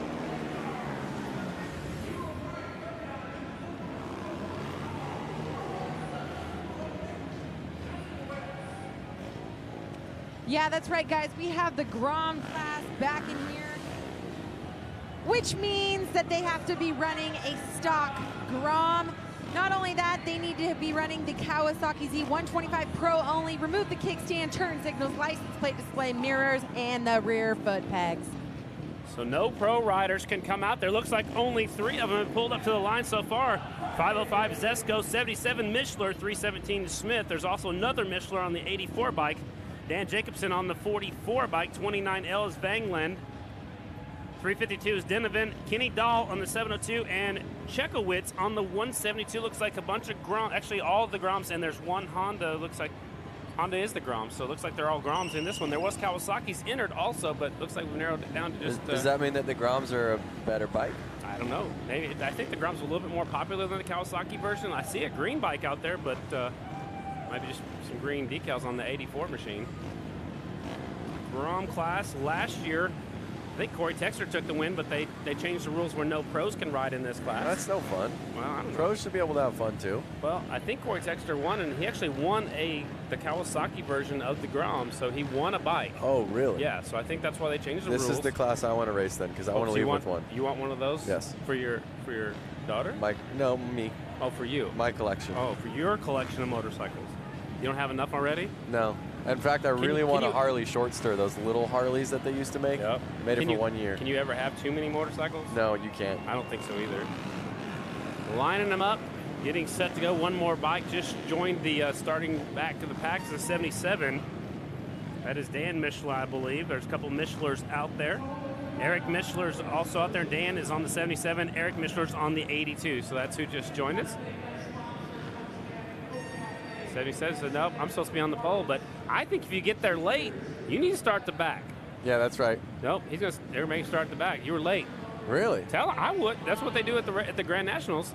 You missed your starting call. You actually might not even get to start at a Grand National. If you're supposed to be there at a national before the checkered flag flies of the previous race. Oh, they're going to put him all the way on the inside? I mean, that's a fair deal, right? He was arguing. I'd put him on the back. If it was me, put him on the back. He was late. We had to wait for him. But he obviously was the fastest qualifier, so do you think he's going to be able to pull this off? Man, it's going to be hard from the outside for sure. He's going to have to shut everybody else down, or like you said earlier, back off and then tuck inside of everybody. So we'll see. Here we go with our Grom main event. Oh. Uh-oh. We had a little jump of 505. 505, is that his area code, you think? That's a good guess. I don't know. Oh, he's going to go to the back row. So he was on the second row. No, you know, at that point, you have nothing to lose. You're starting on the second row anyway, so you might as well try to sneak off there a little bit. I like the 29's number plate. That's the old Camel Pro sticker on top. Former national number 29, a good friend of mine, Scotty Adams. He had a Camel Pro number plate. Looked very similar to that. Here we go. Light turns green. They're bumping and banging and going wide in turn one. Woo. Who's out front? Whoa! High side. He's up already, but he's missing some bike parts. They call that a yard sale. Yeah. Yep. I didn't see the sign, but I see the parts. 317 is your leader. That is Smith. Smith out there in the 317s. That's Jake Smith from Oak Creek, Wisconsin. Oh! Leader throws it away. 505's in the lead. Yep. He's the one that jumped. I think he was the one that jumped. It looked like it. Or that's the guy that fell. That's the guy that fell. No, he didn't fall. The guy that fell had the same color jersey on, but like normal jeans. Well, that's why right there. Confused. Right there. So 172 was the guy that fell. Right. So check him out. He's wearing tennis shoes and his stance socks. Yep. Yep. I mean, the thing is, these bikes are so small that when you're in boots, it's actually sometimes hard to feel the shifter or the brake. Absolutely. I mean, it makes sense, but on these little bitty bikes, you know, the shifter and the brake are so close to the foot peg, it'd be very hard. You're taking possible ankle injuries or feeling the bike. Or touching the brake or the shifter, yeah, exactly. So 5 away, 505 is Jesko out in front. He's from Waupun, Wisconsin. Finish Line Engines, his sponsor is Jacob Jesko on the 505 machine. You can see him actually pick his foot off and turn it completely off of the brake pad. That's what my dad and my grandpa used to teach me. You get your foot completely off that brake. You don't want to be dragging it. You don't want to touch it at all. Last lap. You see these bikes hopping around so much. Is it because they're too big for the bike? Yeah, they're way overworking the suspension. Oh, another rider goes down the last corner. A high five from the 505. Jesko. One guy threw it away at the very end. He's pretty pumped up. Wonder if there's any parts left over there from the yard sale. I think they sold them already. Let's look at some of the replays of the early action. There goes the yard sale right there. Yep. There is leaving pieces all over the place. Here is the battle for the lead, I think, as we watch the leader throw it away. 317 was out front, and he just tucked the front wheel. That's a nice low side. That's the safest way to lay it down. And now let's go track side with our tonight's winner of the Grom class. The number 505, Jacob Jesko, taking the win and dominating here at Flat Out Friday. Thank you. Yeah, it was a great night. I'd really like to thank my parents for letting me come out tonight, and Finish Line Engines, they've been a huge help to me this whole season, so it's just been a great day overall. Thanks. All right, well, congratulations, Jacob, taking the overall here for the Grom class. Absolutely. Looks like he's pretty stoked to take the win out here. Up next, the Open Amateur Final. This will be a big one. I mean, we've narrowed the field down, but we've got it down to the fastest guys. 44 is Bush. 22 is Myman. 69 is Smith. 32 Mitchell. 90 is Lang. 07, don't have a name right there. Jacob Walter on the 43. Westfall on the 33. Dan Jacobson, 441. Jordan Jean, 56. 649 is Telzap. And the 516 is Gorky. I believe the 07. Yeah, Open Amateur Final. Getting set to go. 07 Ezra Brewski.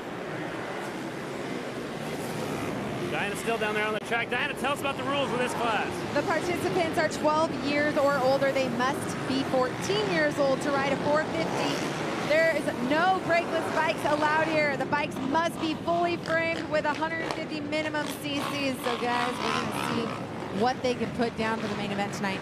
Some of these guys and girls in this one are the future stars of the American Flat Track Tour. You have to work your way through the amateur ranks, make your way up there, and then move into pro. These are still open amateur class, and it's the fastest of the fast what we have left.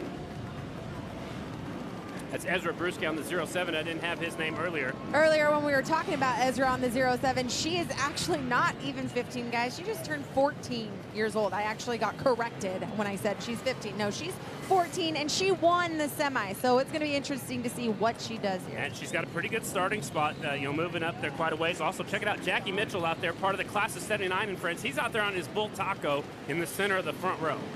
So that's an old 1970s machine, the 69 bike. We were calling him Evel Knievel earlier today, and then he's listed out here on a Bull Taco too, but I'm not sure if that's a Bull Taco just from looking at it from right here. 69.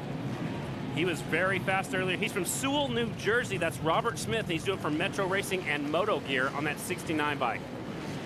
Like I said before, it's so interesting to see the year gap on some of the bikes out there. Yeah, modern equipment, vintage equipment. Looks like they're still having problems lining some of these riders up. Still lining up. Clement's back there on the Speed Merchant jersey, getting his big iron lined up. Ezra Brewski right there on the 07.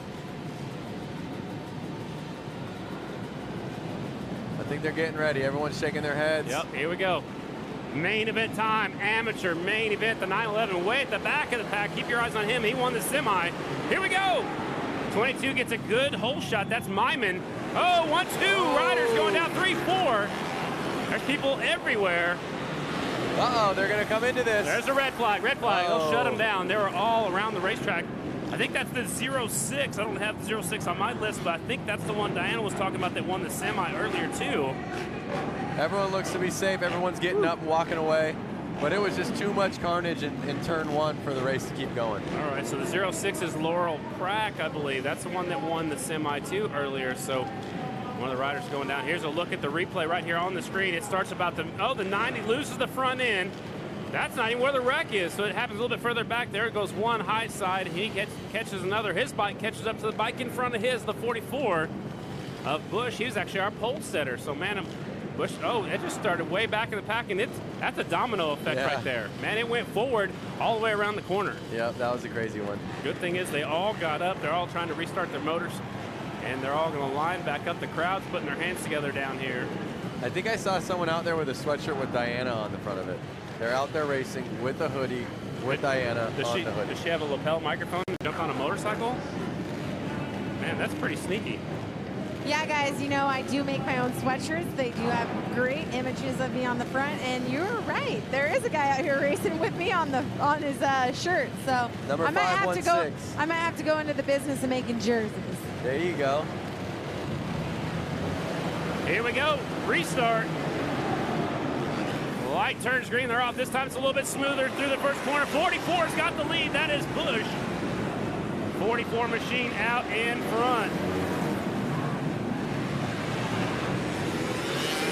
Looking pretty smooth out in front. Oh, I thought it was going to be a clean race, but we already have a rider down. Oh, it's not going to be clean. Open amateur class on a tight indoor race like this? No way. Where did that rider go? Is he already off the track? Yeah, the 911's already off the track. Everybody else still going at it.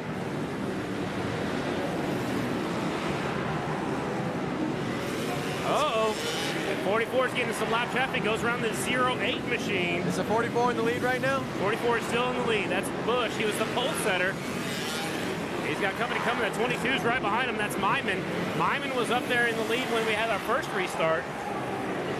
They're bumping and banging a little bit throughout the pack. There's racing going on all the way around. Man, 44's getting in the corners really hard. That's the 44 bike. 2 laps to go. 2 laps to go for your leader on the Honda. Robert Bush, I believe, on the 44 machine. The 32 is a smooth race right behind him as well, though. Jackie Mitchell out there on that Bull Taco. Laps are winding down. He caught up some lap traffic. Wide flag. Now we'll be looking for the checker flag. There it is. Double checker flag coming out. I think 44 is your winner. Spotlight's on the 44 bike. Open amateur class, 44. Trying to make sure his first name, I believe that's Robert Bush out here. And we'll make sure when we get down there and talk to the winner here in just a second. That was the open amateur class. Man, it was a stacked main event for sure. The only one rider gets to go up there and meet up with Diana Dahlgren, and we'll check out with the winner here in just a second. Let's go down the track side right now with our winner. The winner, Open Am 44, Robert Bush. Congratulations. Coming in so hot, you almost ran me over. You can't deny the emotion here tonight. Yeah, no, I'm having a blast. Thanks to everybody, all my friends that helped me out. Harley, the Mama Tried crew, Deus Ex Machina, Rebel Leatherworks, O'Neill Racing, and Big Jim Wood in Southland, baby. All right, give a big round of applause to number 44, Robert Bush, taking the win for Open Am. Thank you, Jim Wood from out there in California. There he is, getting some love from a Rusty Butcher right there. Let's take a look at some of the starts and the 911 crash here. Look at this replay coming right at the camera. Lost the front wheel, goes for a nice slide. Look at that bike, does some dancing right there. Whoa! Hurts my heart to see that bike flying around. Yeah, here's a look at the finished double checker flag right there for the 44 bike. 22 got second, still put on the back wheel. Jackie Mitchell on the 32 Bull Taco finishes in the 3rd spot. Up next, our Open Vintage Final. They give them 2 laps to warm up and clear off their tires. It's time for our vintage riders coming out for their vintage main event. Diana down there, are you ready for this one? Yes, guys, the engine size is unlimited. Riders must be 18 years of age at this event. Engines must be a model year 1981 or earlier, and the rear brakes are mandatory. Mandatory, I like it. They're pulling them up. 52 is Mishler, 45 Flaherty. That's JJ, 69 Smith, 64 Charlie Roberts, 60 is Murray, 34 Jeremy DeRuyter, 88 Nagelkirk, 538 Fisher, 37 Dombaugh, 431 Darren Carter, also on a Bull Taco, the 11 Jungroth, and the 50 is Skipworth. Here we go. DeRider on the outside used to be national number 34. Charlie Roberts used to be national number 64 right there in the middle. And keep your eyes on the 45. That's the X Games gold medal winner, right, in the hooligan class. That's right, That's JJ. correct, right? I don't know if they got medals that last year, but I hope so. Dude, I hope so. He still won. He still won at X Games. Here we go. Light turns green. The front wheels come up as the clutches come out. Whoa! 45, your leader. That's bad news for everybody else. A lot of people stuck deep in the traffic. Oh, one rider down. They're still running out front. 44, Flaherty. 88 has no tail section. The tail section's coming off the bike. 60 bikes right there in hot pursuit. That's Murray. Flaherty knows what it feels like to win. I think he can hold on to this. I think so too. I believe you're right. JJ's a local to here, so he got to probably stay in his own bed. Probably so, and he's feeling good. You can just tell by watching him ride out there. That's Eric Mitchell on the 52 bike. They're catching in some lap traffic. Yep. Everybody's spread out all the way around the track. The leader in turn number 2, now going down the back straightaway, not even picking up his left foot. He's being real calm, real conservative, and just trying to keep that low line and block everybody else. He's going around the 69 bike, or he's trying to. 69 was really fast earlier today. He actually qualified 4th. He's struggling right now to keep the leader away from him. Now the leader's getting into the 530. Oh, 60 goes down. That's second place going down. No way. Yeah, now that I believe the 431 of Darren Carter moves into second unofficially. JJ's just been pulling away on this one. Yeah, absolutely. He looks really smooth out there. He's actually caught up to the back of Charlie Roberts in the 34 of Jeremy DeRider. Last lap. Checkered flag out. 45. He's got the Fuel Cafe on the front of his leathers, and dude, he is just as excited as he's ever been right now. Did he qualify for the hooligan class? Can we see him on the list? I'm pretty sure. Man, we'll take a look at the replay of the crash from early on, right off the start. JJ got a good hole shot. The 52 gets into the back tire of the second spot. Man, he got tight right there. He ran into the back tire of the rider in front of him, and then it was just chaos from there on out. But man, that was a tight one right there. That was our vintage final. Let's go down to our vintage winner and Diana Dahlgren. The number 45, JJ Flaherty, bringing home the win. Whole shot, dominating the entire time, and then crossing that checkered flag. Who would you like to thank here? Oh man, well first, Scott Johnson. This is his bike. This is my first time racing this, and I don't think it could have went any better. But thanks for Milwaukee Harley, WFO Racing, Blue Moon Customs, Soulfine Customs. Thanks everyone, anyone that's here. First time winning his Flat Out Friday. Guys, back to you. Sounds good. Up next, our youth final. Here comes the little guys coming to the track. And we got some fast, young, up-and-coming riders. 67, that's Vince Young. 72, Trevor Tidwell. 31P is Benoist. 97, Khalees. 14 is Koss. 18, that's Trevor Tidwell. There's 2 Tidwells in this one. I'll have to check on who's who. They're both starting with T. The 80 is Garvin, and the 618 is Reese. Now, do you think when this youth class is out there right now, are they looking at the pros or are they looking at the hooligans, and which one are they wanting? Which class are they wanting to be in? You know, as an up-and-comer kid, you think the pros, but the hooligan class is so big and so popular right now, maybe they want to be on a Harley. You know, I don't know. It's hard to say. So to correct the Tidwell situation, Trevor Tidwell is on, let's see, Trevor Tidwell is on the number 18. Tyler will be on the other one. So Trevor is on this one. So that means Tyler's on the 72. Tyler's on 72, man. A little confusing when the brothers get out there and race. And are they both on Cowies? Yep. No, one's on a KTM, right. one's on a Cowie. The 65 is the KTM. They're cleaning up, still cleaning up from the race before the 618 bike. Actually, the 618 bike having trouble getting his bike started. That's one of the riders that's supposed to be out there. That is Reese on the 618 out here in this youth class. Crowd's going crazy all behind us up here. That's Andrew Reese from Bellevue, Illinois. Most of these riders from Wisconsin. There's a couple Illinois riders in this one. Reese gets the bike fired up. Dad said thank you very much. Hand it over. You better hurry up. You better hurry up. They're getting ready to start without you. Did you start racing when you were on a 65? Or I started racing on a 50. Right? 50 and then, but yes, I didn't race 65s. I raced 60s. They didn't have 65s back then. I'm not that old, though. I was just throwing that out there. I'm just saying. Making me feel old, man. It's a big change. You know, I'm used to saying 60s and 80s. Now there's 65s and 85s, and we got a combination of both out there here in our youth final. Here we go. Oh, man, there's some creeping going on. The light turns green, though. 72 with the lead. That's Tyler Tidwell. I've been talking about both the Tidwell kids for a while at the Dirt Track Grand Championship, and they're both really fast. Out in front, 72, Tyler leading the pack on the Kawasaki. And look at Tyler. He's even looking way ahead in the corner. Yeah, He's looking far I like that a forward. lot. I like how they're doing that a lot. They're teaching that more and more in the flat track racing schools now. You look ahead, you look right in front of you, that's where you're focusing on. 67 in second, that's actually Vince Jung, J-U-N-G is his last name. He was our fast qualifier, but he's in second place. He's got that motorcycle revved up right now. It's a Honda. He's actually caught the leader.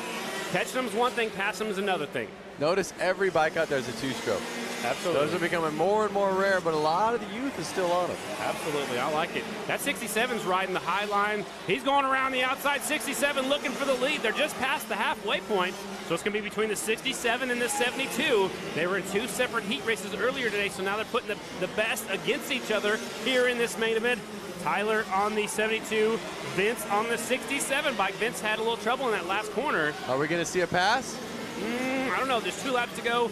67 is going to have to find a way around. What I like is he's not following the leader. He's looking for a new way around. They're catching some lap traffic. This could be a factor.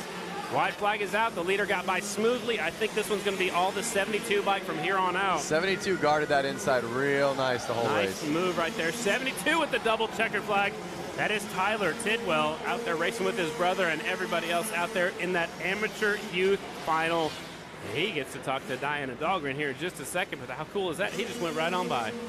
Maybe he's got a girlfriend. He don't want to stop over there and talk to her. No, he's coming around for the second time. There it is. All right. He took to his victory lap. Let's look at the replay. There's a 67 trying the high line right there. That's Jung on the 67. I like it because he was looking for a new way around. Wasn't able to make the pass right there. Came up just a little bit short, but it's still a solid ride out there. And 72 taking the winner. Let's go down trackside. Tyler Tidwell and Diana Dahlgren. The number 72, Tyler Tidwell, getting the whole shot, dominating that entire race. How was your race, and who would you like to thank for bringing you out here tonight? The race was great, and I want to thank my mom and dad, Country Saloon, Raymond Cross, Darren Carter, and everyone else. All right, congratulations, Tyler Tidwell taking the W here. Looks like he got that interview down pretty good too. He nailed it. He nailed it. He thanked all of his sponsors, and he knows what it's all about. Mom and dad first. Mom and dad, and then the Country Saloon down there in Peoria, Illinois. You know, it's cool. They sponsor a lot of racers and up and comers, and some of the pro guys. So now we're moving to one of the exciting classes. This is the women's class. Now, one of these girls I actually saw in the open class, I think. Yep, the 08, Zaria Martin. She won here last year. 67 is Pro. 158, Annie Wyman. 144 is Dahl. 48 is Lee. 74 is Cromie. 17L is Orloff. 558 Poland. The 11, that's Bree Poland. We talked about her earlier. The 11 is Lang. And the 06, let me find the 06. I don't have a name on my list. I'll try to figure it out for you here in just a second. But, man, this is the women's class. Are you excited about this one? I am excited. It was Martins that was in just the open class, right? Yeah, it was, Zaria. So do you think that's going to help her? Yeah, absolutely, because she got to check out the track. She knows what it feels like right now. The track will go through several changes as the Dr. Pepper syrup works into the track. I saw some of the pro riders actually sneaking out there earlier too. They go out there and they kick the ground. They want to feel how sticky it is. So I definitely think it will help the Zaria Martins, who is just out there in the amateur class. Wyman's out there in the 158. The 558, Bree Poland, I talked about her earlier, but she used to own a road race team, and somebody challenged her last year here. They said, if I built you a bike, would you ride it? Would you race it at Mama Tried? And she said, yep, and she's out here. Can't turn that down. Hell no. I want to race out here too, man. Let's get us a bike. Martins is out front right now, and she's the one that was out there already racing. Yep, Zaria. Oh, she's got the motocross style. She sticks her left foot way out in front like you do when you ride your motocross bike. That's right. She was using it. Check this out. Most flat trackers keep that left foot right beside you, but she's got it way out front, which puts the weight on the front wheel. So it might be a good, smart move out here on the concrete. You know, it might help her out a little bit. Zaria won out here last year on the 08 machine. She's looking really strong here so far as we're clicking through our main events. This is the women's main event. We got second place isn't falling too far behind, though. Annie Wyman keeping up with her. She's actually in her sights now, so it's a battle in the women's class. 08 has the lead. Can she hang on to it? Annie Wyman, 158, sneaking up on the back tire. Now they're getting some lap traffic as they go around the 67 bike. Look how low that rear tire is on the 08. It's working for her, though. Zaria Martins has the lead, but she's in some lap traffic. It could be a factor for the win. What do you think? Uh-oh. They're holding her up a little bit. They are holding her up. Kevin Clark.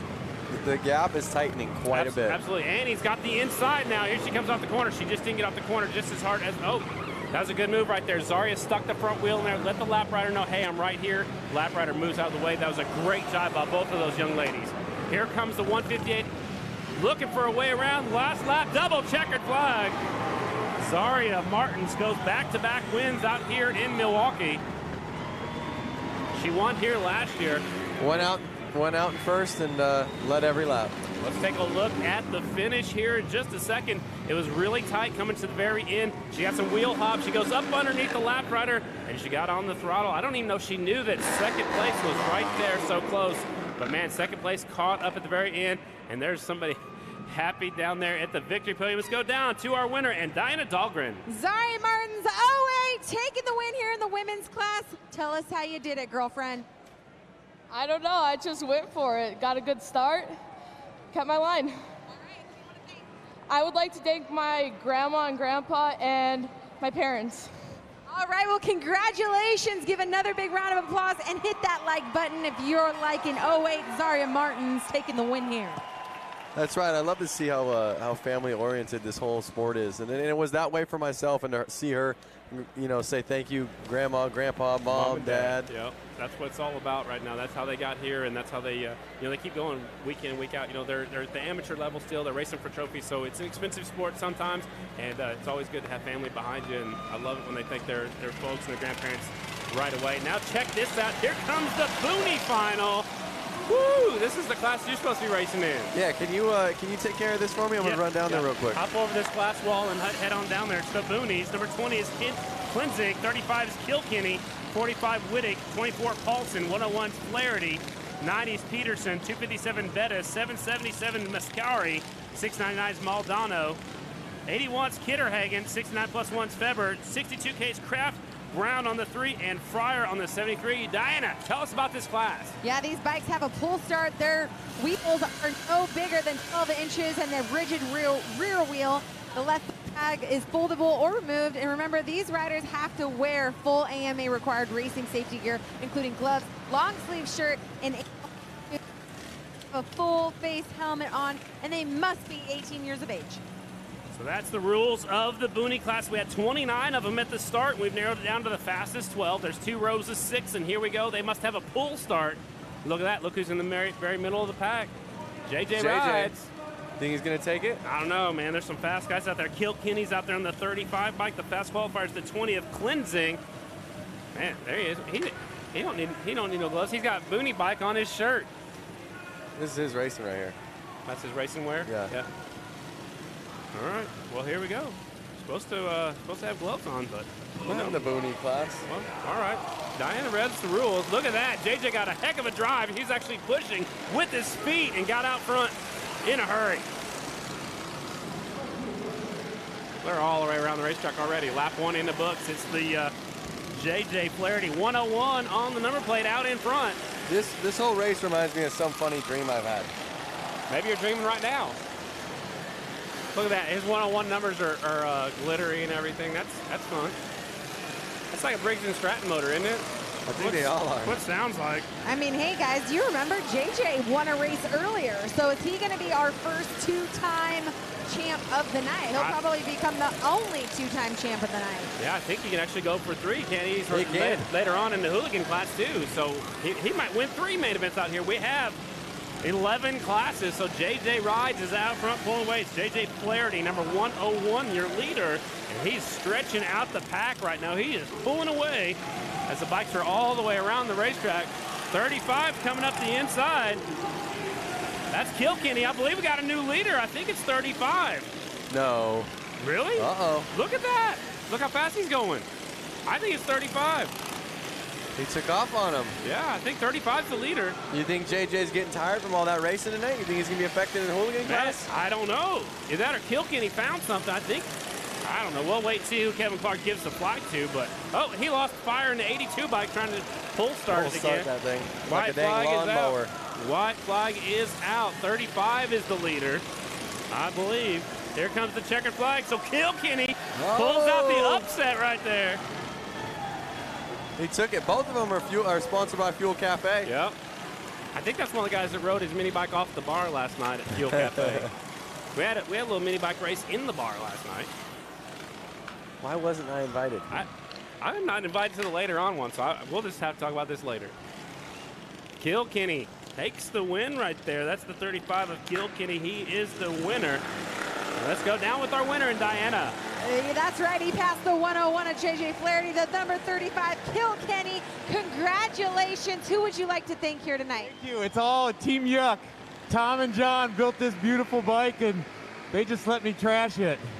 All right, well, congratulations. Give a big round of applause and thumbs up to the number 35, Kilkenny.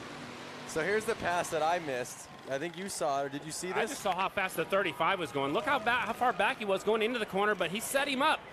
JJ goes wide, the 35 comes up the inside, and he was gone. From there, he was just gone. It's almost like JJ didn't even know he was there. I don't think so. I think JJ thought he had it. He was out there on cruise control. Yep. All right, check it out. Look what's coming to the track. I thought this was the class you're right. Some of them are pedaling. The mopeds. All right, it's time for the moped final, and they're coming out right now. We got a whole bunch of them in this one. 12 entries, and 12 of them will all make the main event. Diana, tell us about this class. Well, these riders must be 18 years or older, no larger than a 70cc engine, stock muffler, rubber pedals, no turn signals, mirrors, or passenger pegs. So I guess you can't take yours out there because your moped has buddy pegs. Yeah, it does have buddy pegs. Oh, so that's why you're not out there? Yep. Okay, I got you. The 7 of Collada, the 1 of Schwenker, the 5 of Go, the 0 of Augustine, 115 is Aish, 345 is Raider, 310 of Steele, 95 is Mock, 69 is Bradley, 68 Motzing, 88 is also a Motzing, the number 2 is Fro, and the 56 of Hoos. So, man, this is the moped class. This one's going to be exciting. There's going to be 12 of them out there. Yeah, this is the moped class, but I'm just more curious of which one of you guys want to go on a ride with me on one of these bad boys after the races. I volunteer Lance. Yes, let's do this. Yeah, that's right. Lance and I, we're going to go on a hot date here after these races on one of these bad mopeds. Maybe the one with the cardboard front plate. Maybe you guys can go to the after party together. That'd be cute. Show up on one of these mopeds, pedaling We're up. actually going to ride the moped through the after party. That's right. We are the after party. All right, I'll be the cameraman, and I'll commentate it as you guys do that, okay? It seems like you're the one with the gasoline just pouring it all over us right now. Yeah, I'm getting us all fired up. I'm getting y'all at, yeah, let's do it. I don't care which one it is. Oh, they got to take off running. Some of them are pedaling. Here we go. The moped final. I see more pedaling than throttling right now. Look at the leader. Leader's got some long hair flowing out the back helmet. So does second place. I wonder if this is their daily commuters. 7's Collada.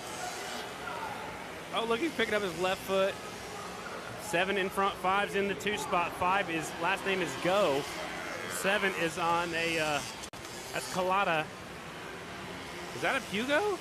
I'm not sure what these are. It's listed as a PUC. I don't know. I'm just saying. Looks like a lot of fun. Homemade. 7 in the lead. 5 right there in second. 5's going to look for a way through. This is a class that I want to be racing in as well. Man, you're gonna want to race in every class. All the goofy ones. Okay. Puke. P-U-C-H. That's what it says on the gas tank. Oh, pooch. Pooch. There you go. Puke. I don't know. Puke. Puke. I've heard of those before. Puck. I don't know. Here we go. Battle for the lead. 7 and the 5 going at it. They're holding the handlebar to handlebar for just a second. 7 goes back out in front. That's Collada. Twisting the throttle. He doesn't have any gloves on either. Oh, watch out. Oh, the leader just about goes down. 5's right there in hot pursuit. These guys go just as many laps as everybody else. 10-lap final. These gas tanks hold enough? I don't know. Good thing they got pedals. 2 laps to go. Brian Smith, our 2016 AFT Grand National Champion, just sent me a text message. He's having a good time watching this class right now. White flag is out here in the moped class. With 7 in the lead. Collada showing the way. Last lap, double checkered flags. 7 taking the win. Pulling the wheelie on the back straightaway. I wonder if he's got that Or he's got proper fuel in there. Let's take a look at the replay. How he lost the lead. 7 goes to the high side. 5 looks up the inside. A little bumping, a little banging. Oh. Here they come. 5 had the lead. They split 1 lap rider down the back straightaway. So 5, look how high his seat is on the 5 machine. One thing I noticed is the last couple passes were all because of a Lap rider lapper in the middle. And that's because it's a 16th mile and it's really tight. Let's go down and hear from tonight's winner in the moped class. Nick Collada, the number 7, taking the win here in the moped. I mean, I actually really want your bike, but we actually want to know who you want to thank for bringing you out here tonight. I want to thank baby Jesus and Dale Earnhardt Jr. That's right. Give it up. That's a mic drop right there. Boom. Love it. Well, this is what I've been waiting for all night long. Lance, it's time for our expert finals. The fastest 12 pros that has showed up. 24 experts made the trip up here. And that is Jack Kane's going to bring out that beautiful XR750 to lead him out to the main. Yeah, this is going to be an incredible race, that's for sure. Absolutely. So Jack is out there riding Charlotte's motorcycle. That's Charlotte Kane's, who passed away back in 2016. And he led the field out on the XR715. It's time for the XR750, I should say. It's time for our expert final on the pole. Number 37, that's Bronson Bauman. 222, Jeremy Orr from Pennsylvania. 27, Robbie Pearson. 35L, Jake Mattia on Charlotte Kane's motorcycle. 62, Dan Bromley. 65, Corey Texter. 69 is Morgan Mishler. Number 7, that's Oliver Brindley from England. 88, Ron Wood. 29K is Kyle Weiss. 22, James Monaco. And the 161, Hurricane Matthew Gunther. These are the pros. They are not scared to go fast. They are not scared to bang bars. They are not scared to do what it takes to win. We just noticed there's people from Oslo, Norway, watching us on Facebook Live. We love it. We love everybody that's tuning in, including Brian Smith, the 2016 Grand National Champion. He's tuned in just in time for our expert main event. This one is 35 laps, ladies and gentlemen. $100 to lead every lap. We will see who's going to take home the big bucks here tonight. Expert final. Will it be 37 Bronson Bauman? Corey Texter actually led most of the race last year, but was docked because he jumped the start, so he finished up in the 5th spot. They're going to give him 1 lap to check out the racetrack. Dan Bromley, the tall drink of water from Pennsylvania on the 62. 35L, Jake Mattia. 27, Robbie Pearson. 222, Jeremy Orr. 37 is Bronson Bauman. Dude, I can't sit down for this one. This is what I love right here. Some of the best flat trackers in the world. They're giving them a couple of laps to warm up their tires. So what they're doing, they're cleaning out their tires. They're putting some heat in there because they're going to go 35 laps. They don't want to blister their tires early, so they give them just a few more laps to warm them up, and it's going to be on here real quickly. So some of the best riders in the country, and like I said, Oliver Brindley's all the way here from Doncaster, England on the 07 bike. He borrowed a motorcycle for tonight's event. Crowd favorite's probably the 35L. That's Jake Mattia. He's normally national number 29. He's riding Charlotte Kane's own 450. Jack keeps that bike maintained for you. You got Bugs Pearson on the 27, Jeremy Orr the 222, Corey Texter on the outside. He was docked and had to be finished the first rider 1 lap down last year for jumping the start. Here we go. Expert final. And they're off. Bronson gets the whole shot on the inside. 1 rider goes really wide. It's Bauman in the lead. Battle is for everybody else back on through the pack. Bronson Bauman with the whole shot, showing the way. Bronson looked pretty smooth. Jeremy Orr in 2nd, Jake Mattia in 3rd. Remember, 35 laps. You got to keep the leader in your sights, I believe. And don't forget, every time you go through that finish line, $100 bill. Absolutely. I actually donated $100 last year for lap number 23. I didn't get it in time this year. They had already filled up. No way. Yeah, dude. Bronson Bauman out front, showing the way. He's from Illinois, originally from Salinas, California. Here comes Mattia looking for 2nd place. Mattia takes over the number 2 spot. 35L moves into 2nd right now, so out in front. Your leader is still the 37 right. That's national number 37, Bronson Bauman. Look how low his rear tire is. He's getting as much traction as possible. Now Mattia's in 2nd. 3rd is Orr. Can Jake Mattia catch the leader? He felt pretty confident. I talked to him last night. He said he came up short last year because he didn't even take off on the first lap because he saw somebody jump. He worked his way up to a 2nd place last year. He's 2nd place right now, but he's right behind the leader. look how fast they're going. They're leaned over the whole track. I mean, they're never even standing the bike up. Battle for the lead into turn number 1. It's Bronson Bauman, and right there is Jake Mattia, the 35L. He has to know that's the leader. He's passed everybody else. He's caught the leader right now. The leader is 37, second 35L. There they are on our screen. Bronson Bauman, Jake Mattia. Mattia on the 35L bike. Morgan Mishler's on the 69 bike. Here comes Mattia. Mattia looks up the inside. Battle for the lead. He shuts the door. Nice move right there. Bronson Bauman shut the door on Jake Mattia. Bauman lives in Illinois, originally from California. He used to ride in San Francisco. Then they moved to a San Jose indoor. He's raced concrete a lot. He's got some experience. Mattia's got the bike. He's on Charlotte Cage's motorcycle right now. Halfway flags are in the air. Can he do it? Can he do it? I think so. He's close enough right now. He knows that's the leader. Remember, the last 2 races, we've seen a lot of leaders having trouble with lap riders. It's going to be a factor here in just about 1 or 2 more laps. Yep. They're catching a bunch of riders. They got around Gunther. Now they're catching up to the 07. That is the rider from England. Can Bowman deal with the pressure? Bauman on the 37 bike. He is right now. He's actually laying it way over. Here comes Mattia once again. Mattia to the lead. Got it. Jake Mattia goes to the lead. The crowd is on their feet behind us. Mattia, your new leader, 35L.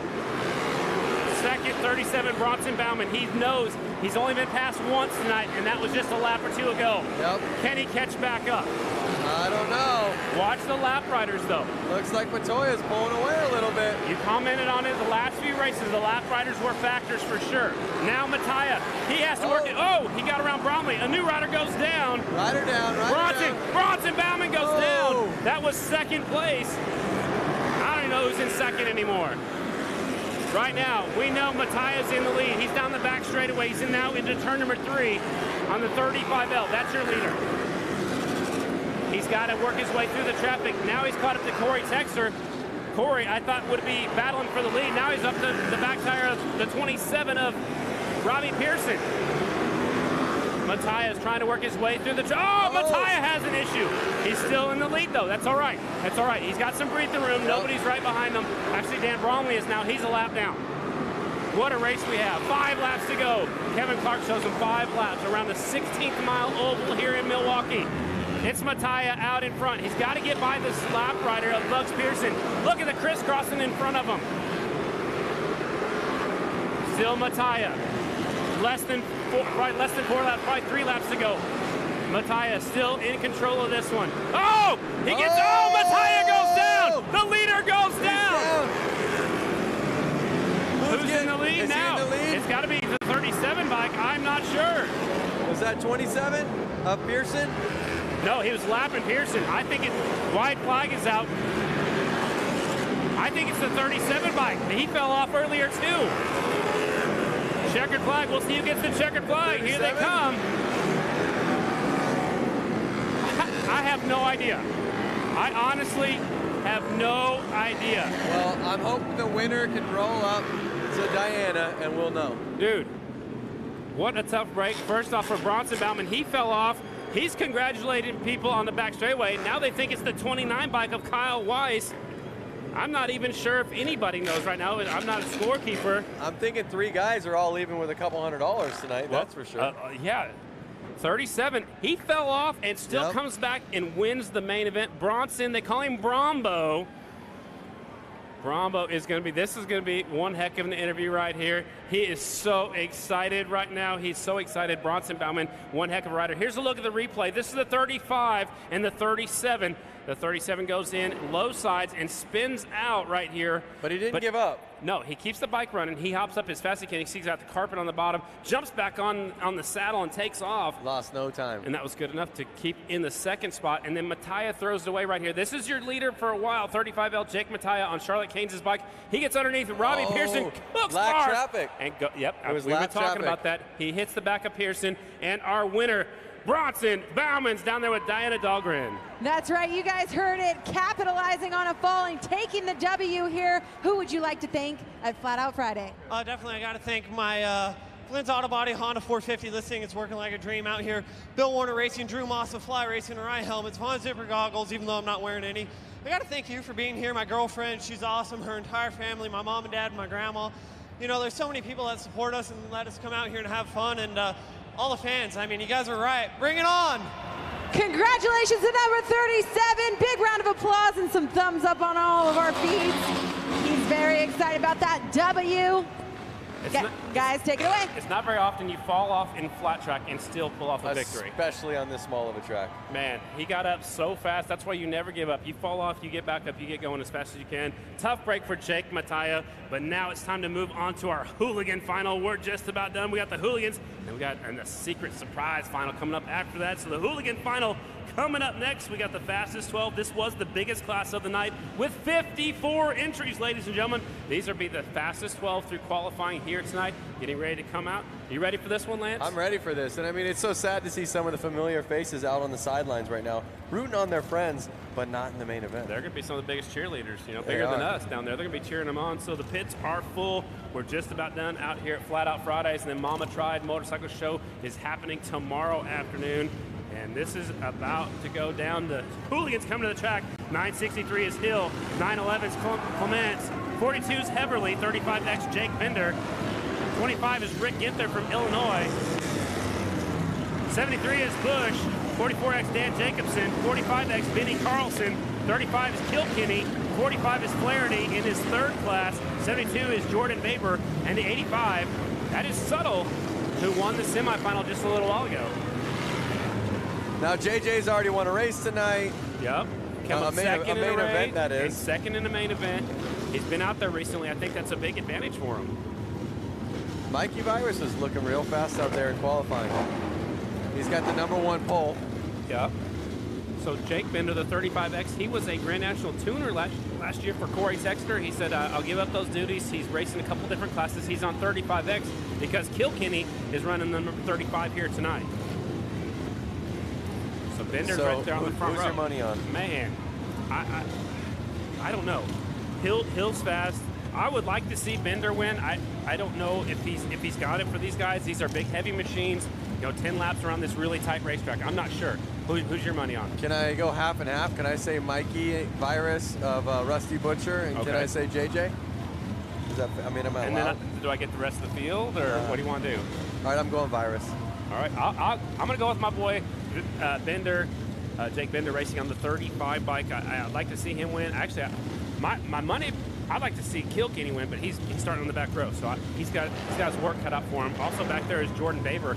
He's a very good rider. There's the 67 bike. I don't have him on my list. Do you have him on one of your lists? Maybe I don't, but it looks like he's not sure if he should be out there or not. I don't think he is. Yeah, he's not on my list. He didn't make the main. Now he's trying to slide on up there. Unless. We're gonna go without him. Holding off. No, they're holding the race for him. Well, what is he doing? I don't think he made the main event. They're not sure either. Well, he's not on my list. That's why we're not the officials, though. That is right. You know who the head official is? Who's that? Burke Sumner.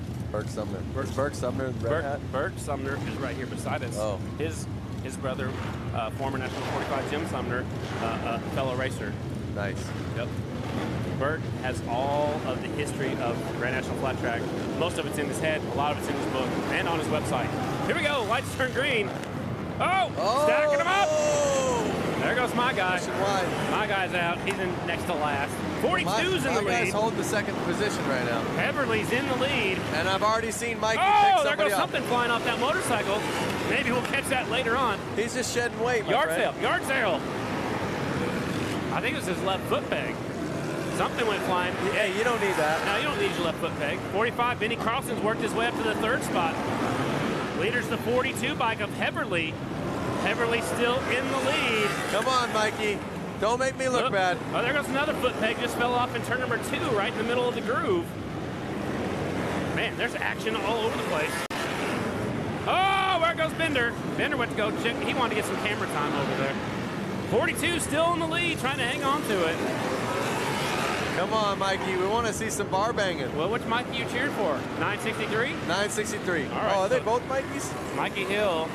Oh, Heverly's a 40. Okay. All right, just making sure. Oh, 42 had some problems coming off that corner. There's the 963 on the back tire. Carlson's right there in the third spot. 2 laps to go. So you're cheering for second place. Yep. Out front, 42 of Heverly. Benny Carlson's right there on the 45 bike on the XR 1200. White flag is in the air. Uh-oh. Last lap, last corner. Oh! Double checkered flag comes out. Heverly takes the win. He's already over there against the air fence. I feel like the hooligans need 35 laps. That'd be awesome. I think that'd get pretty interesting for sure. So, look, the winner's pretty stoked. He lost his left foot peg early on. There's another foot peg in the middle of the track. It don't matter. Carnage, like you said, they're shedding weight. Yep. Big old heavy machines. All right, where'd the winner go? Oh, here he comes. He's still out there showboating a little bit.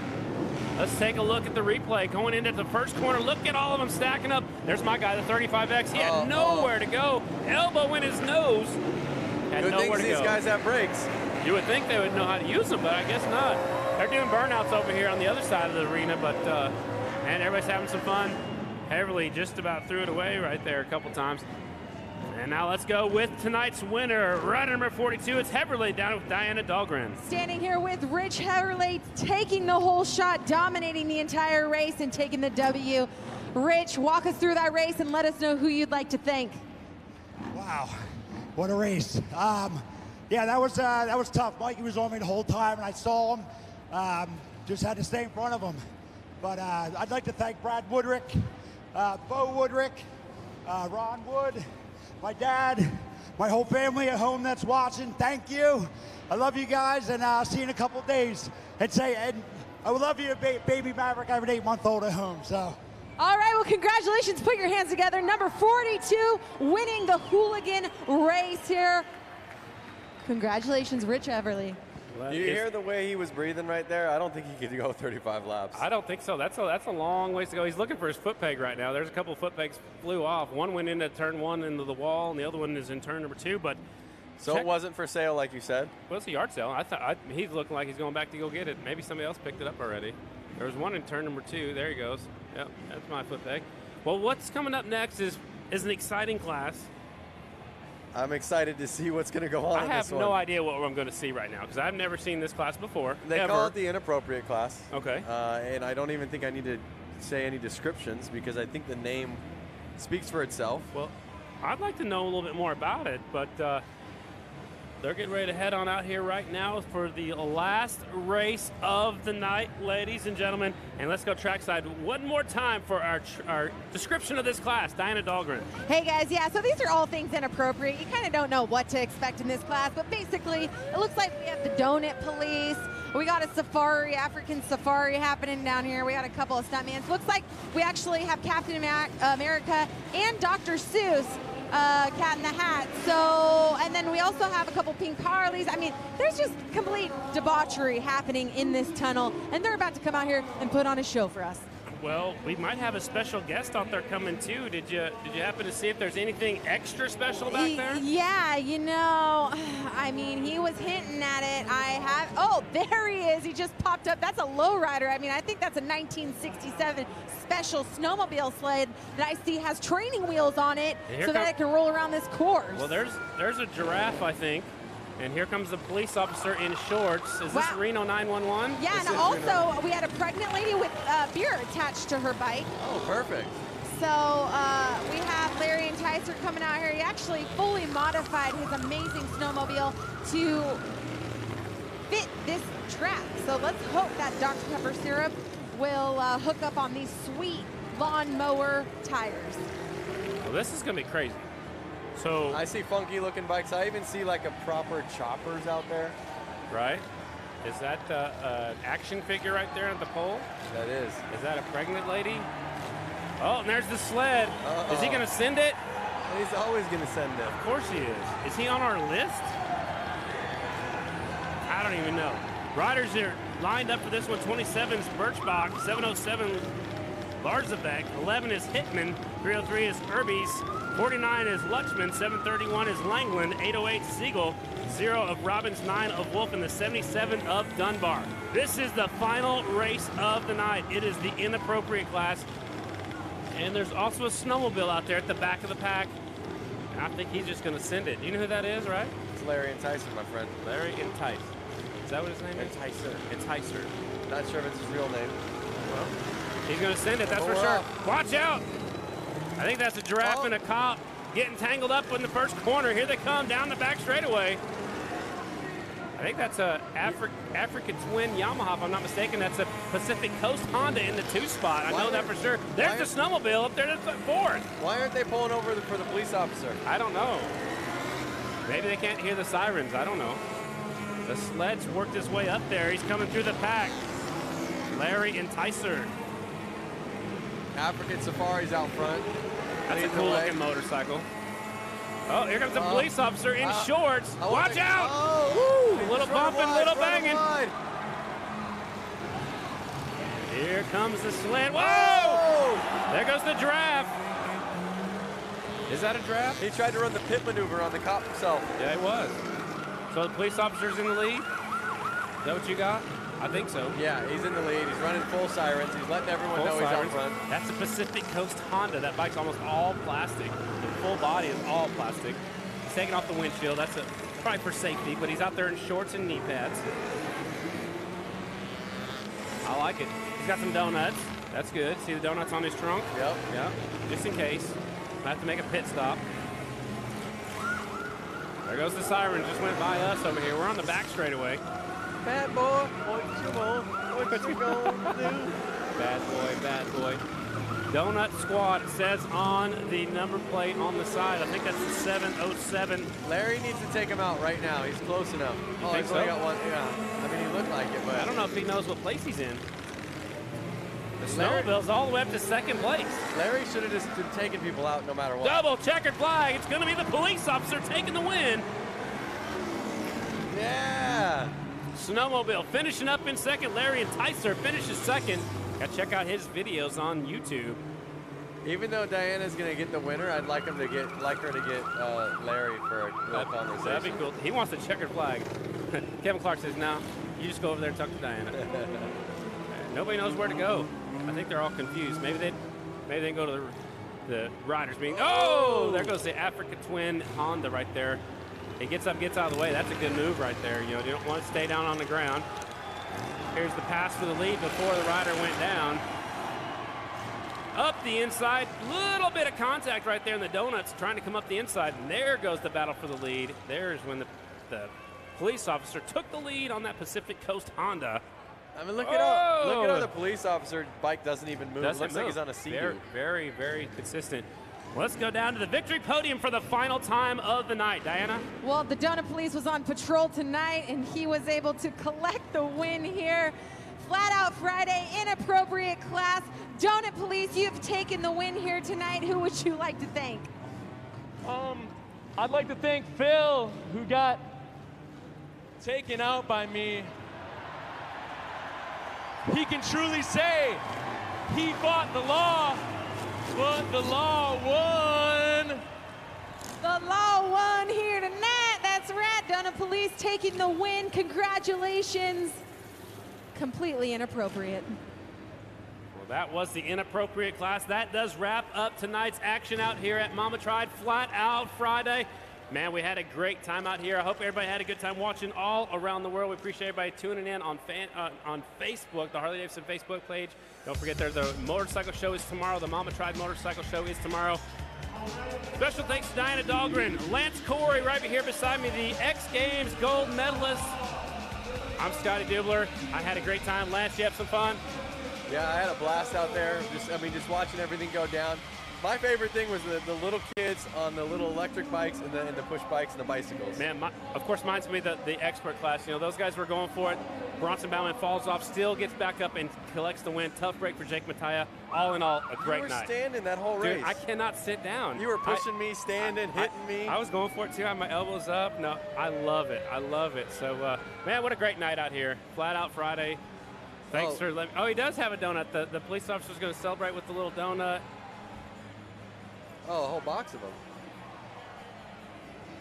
Diana, you down there still? I don't know. I think we might have lost her. No, I am down here. Are you having donuts? I'm hanging out with the donut police right now. I'm super excited. Did you see when he pulled off his helmet, the reaction we got from the crowd? Yeah, absolutely. I mean, what was the Facebook likes looking like? Because I feel like it was completely cliche when he took off that helmet and it was just nothing but bearded silliness on his face. Now he's going to enjoy his donuts. On special behalf of Diana Dahlgren, I appreciate her coming up here. Lance Corey, the XN gold medalist up here. I'm Sky Dibbler. I had a great time. Man, so much fun. We got more fun coming up tomorrow at the motorcycle show, the Mama Tried Show. You going? I can't wait. I can't wait either. I've never been there. Might as well check it out. Here's some of the highlights from tonight's action. Polished What was concrete. your favorite moment right here? Dude, the expert main event had to be. Bronson Bauman taking the win. We had donuts. We had flips. We had crashing. We had all kinds of stuff. Mopeds. Inappropriate race. We had snowmobiles. We had crashes. We had winners. We had a lot of fun. Thanks for tuning in on Facebook. We'll catch you next time. I'm Sky Dibbler. Lance Corey. Lance Corey. Thank you, Diana guys. Dahlgren. See you next time.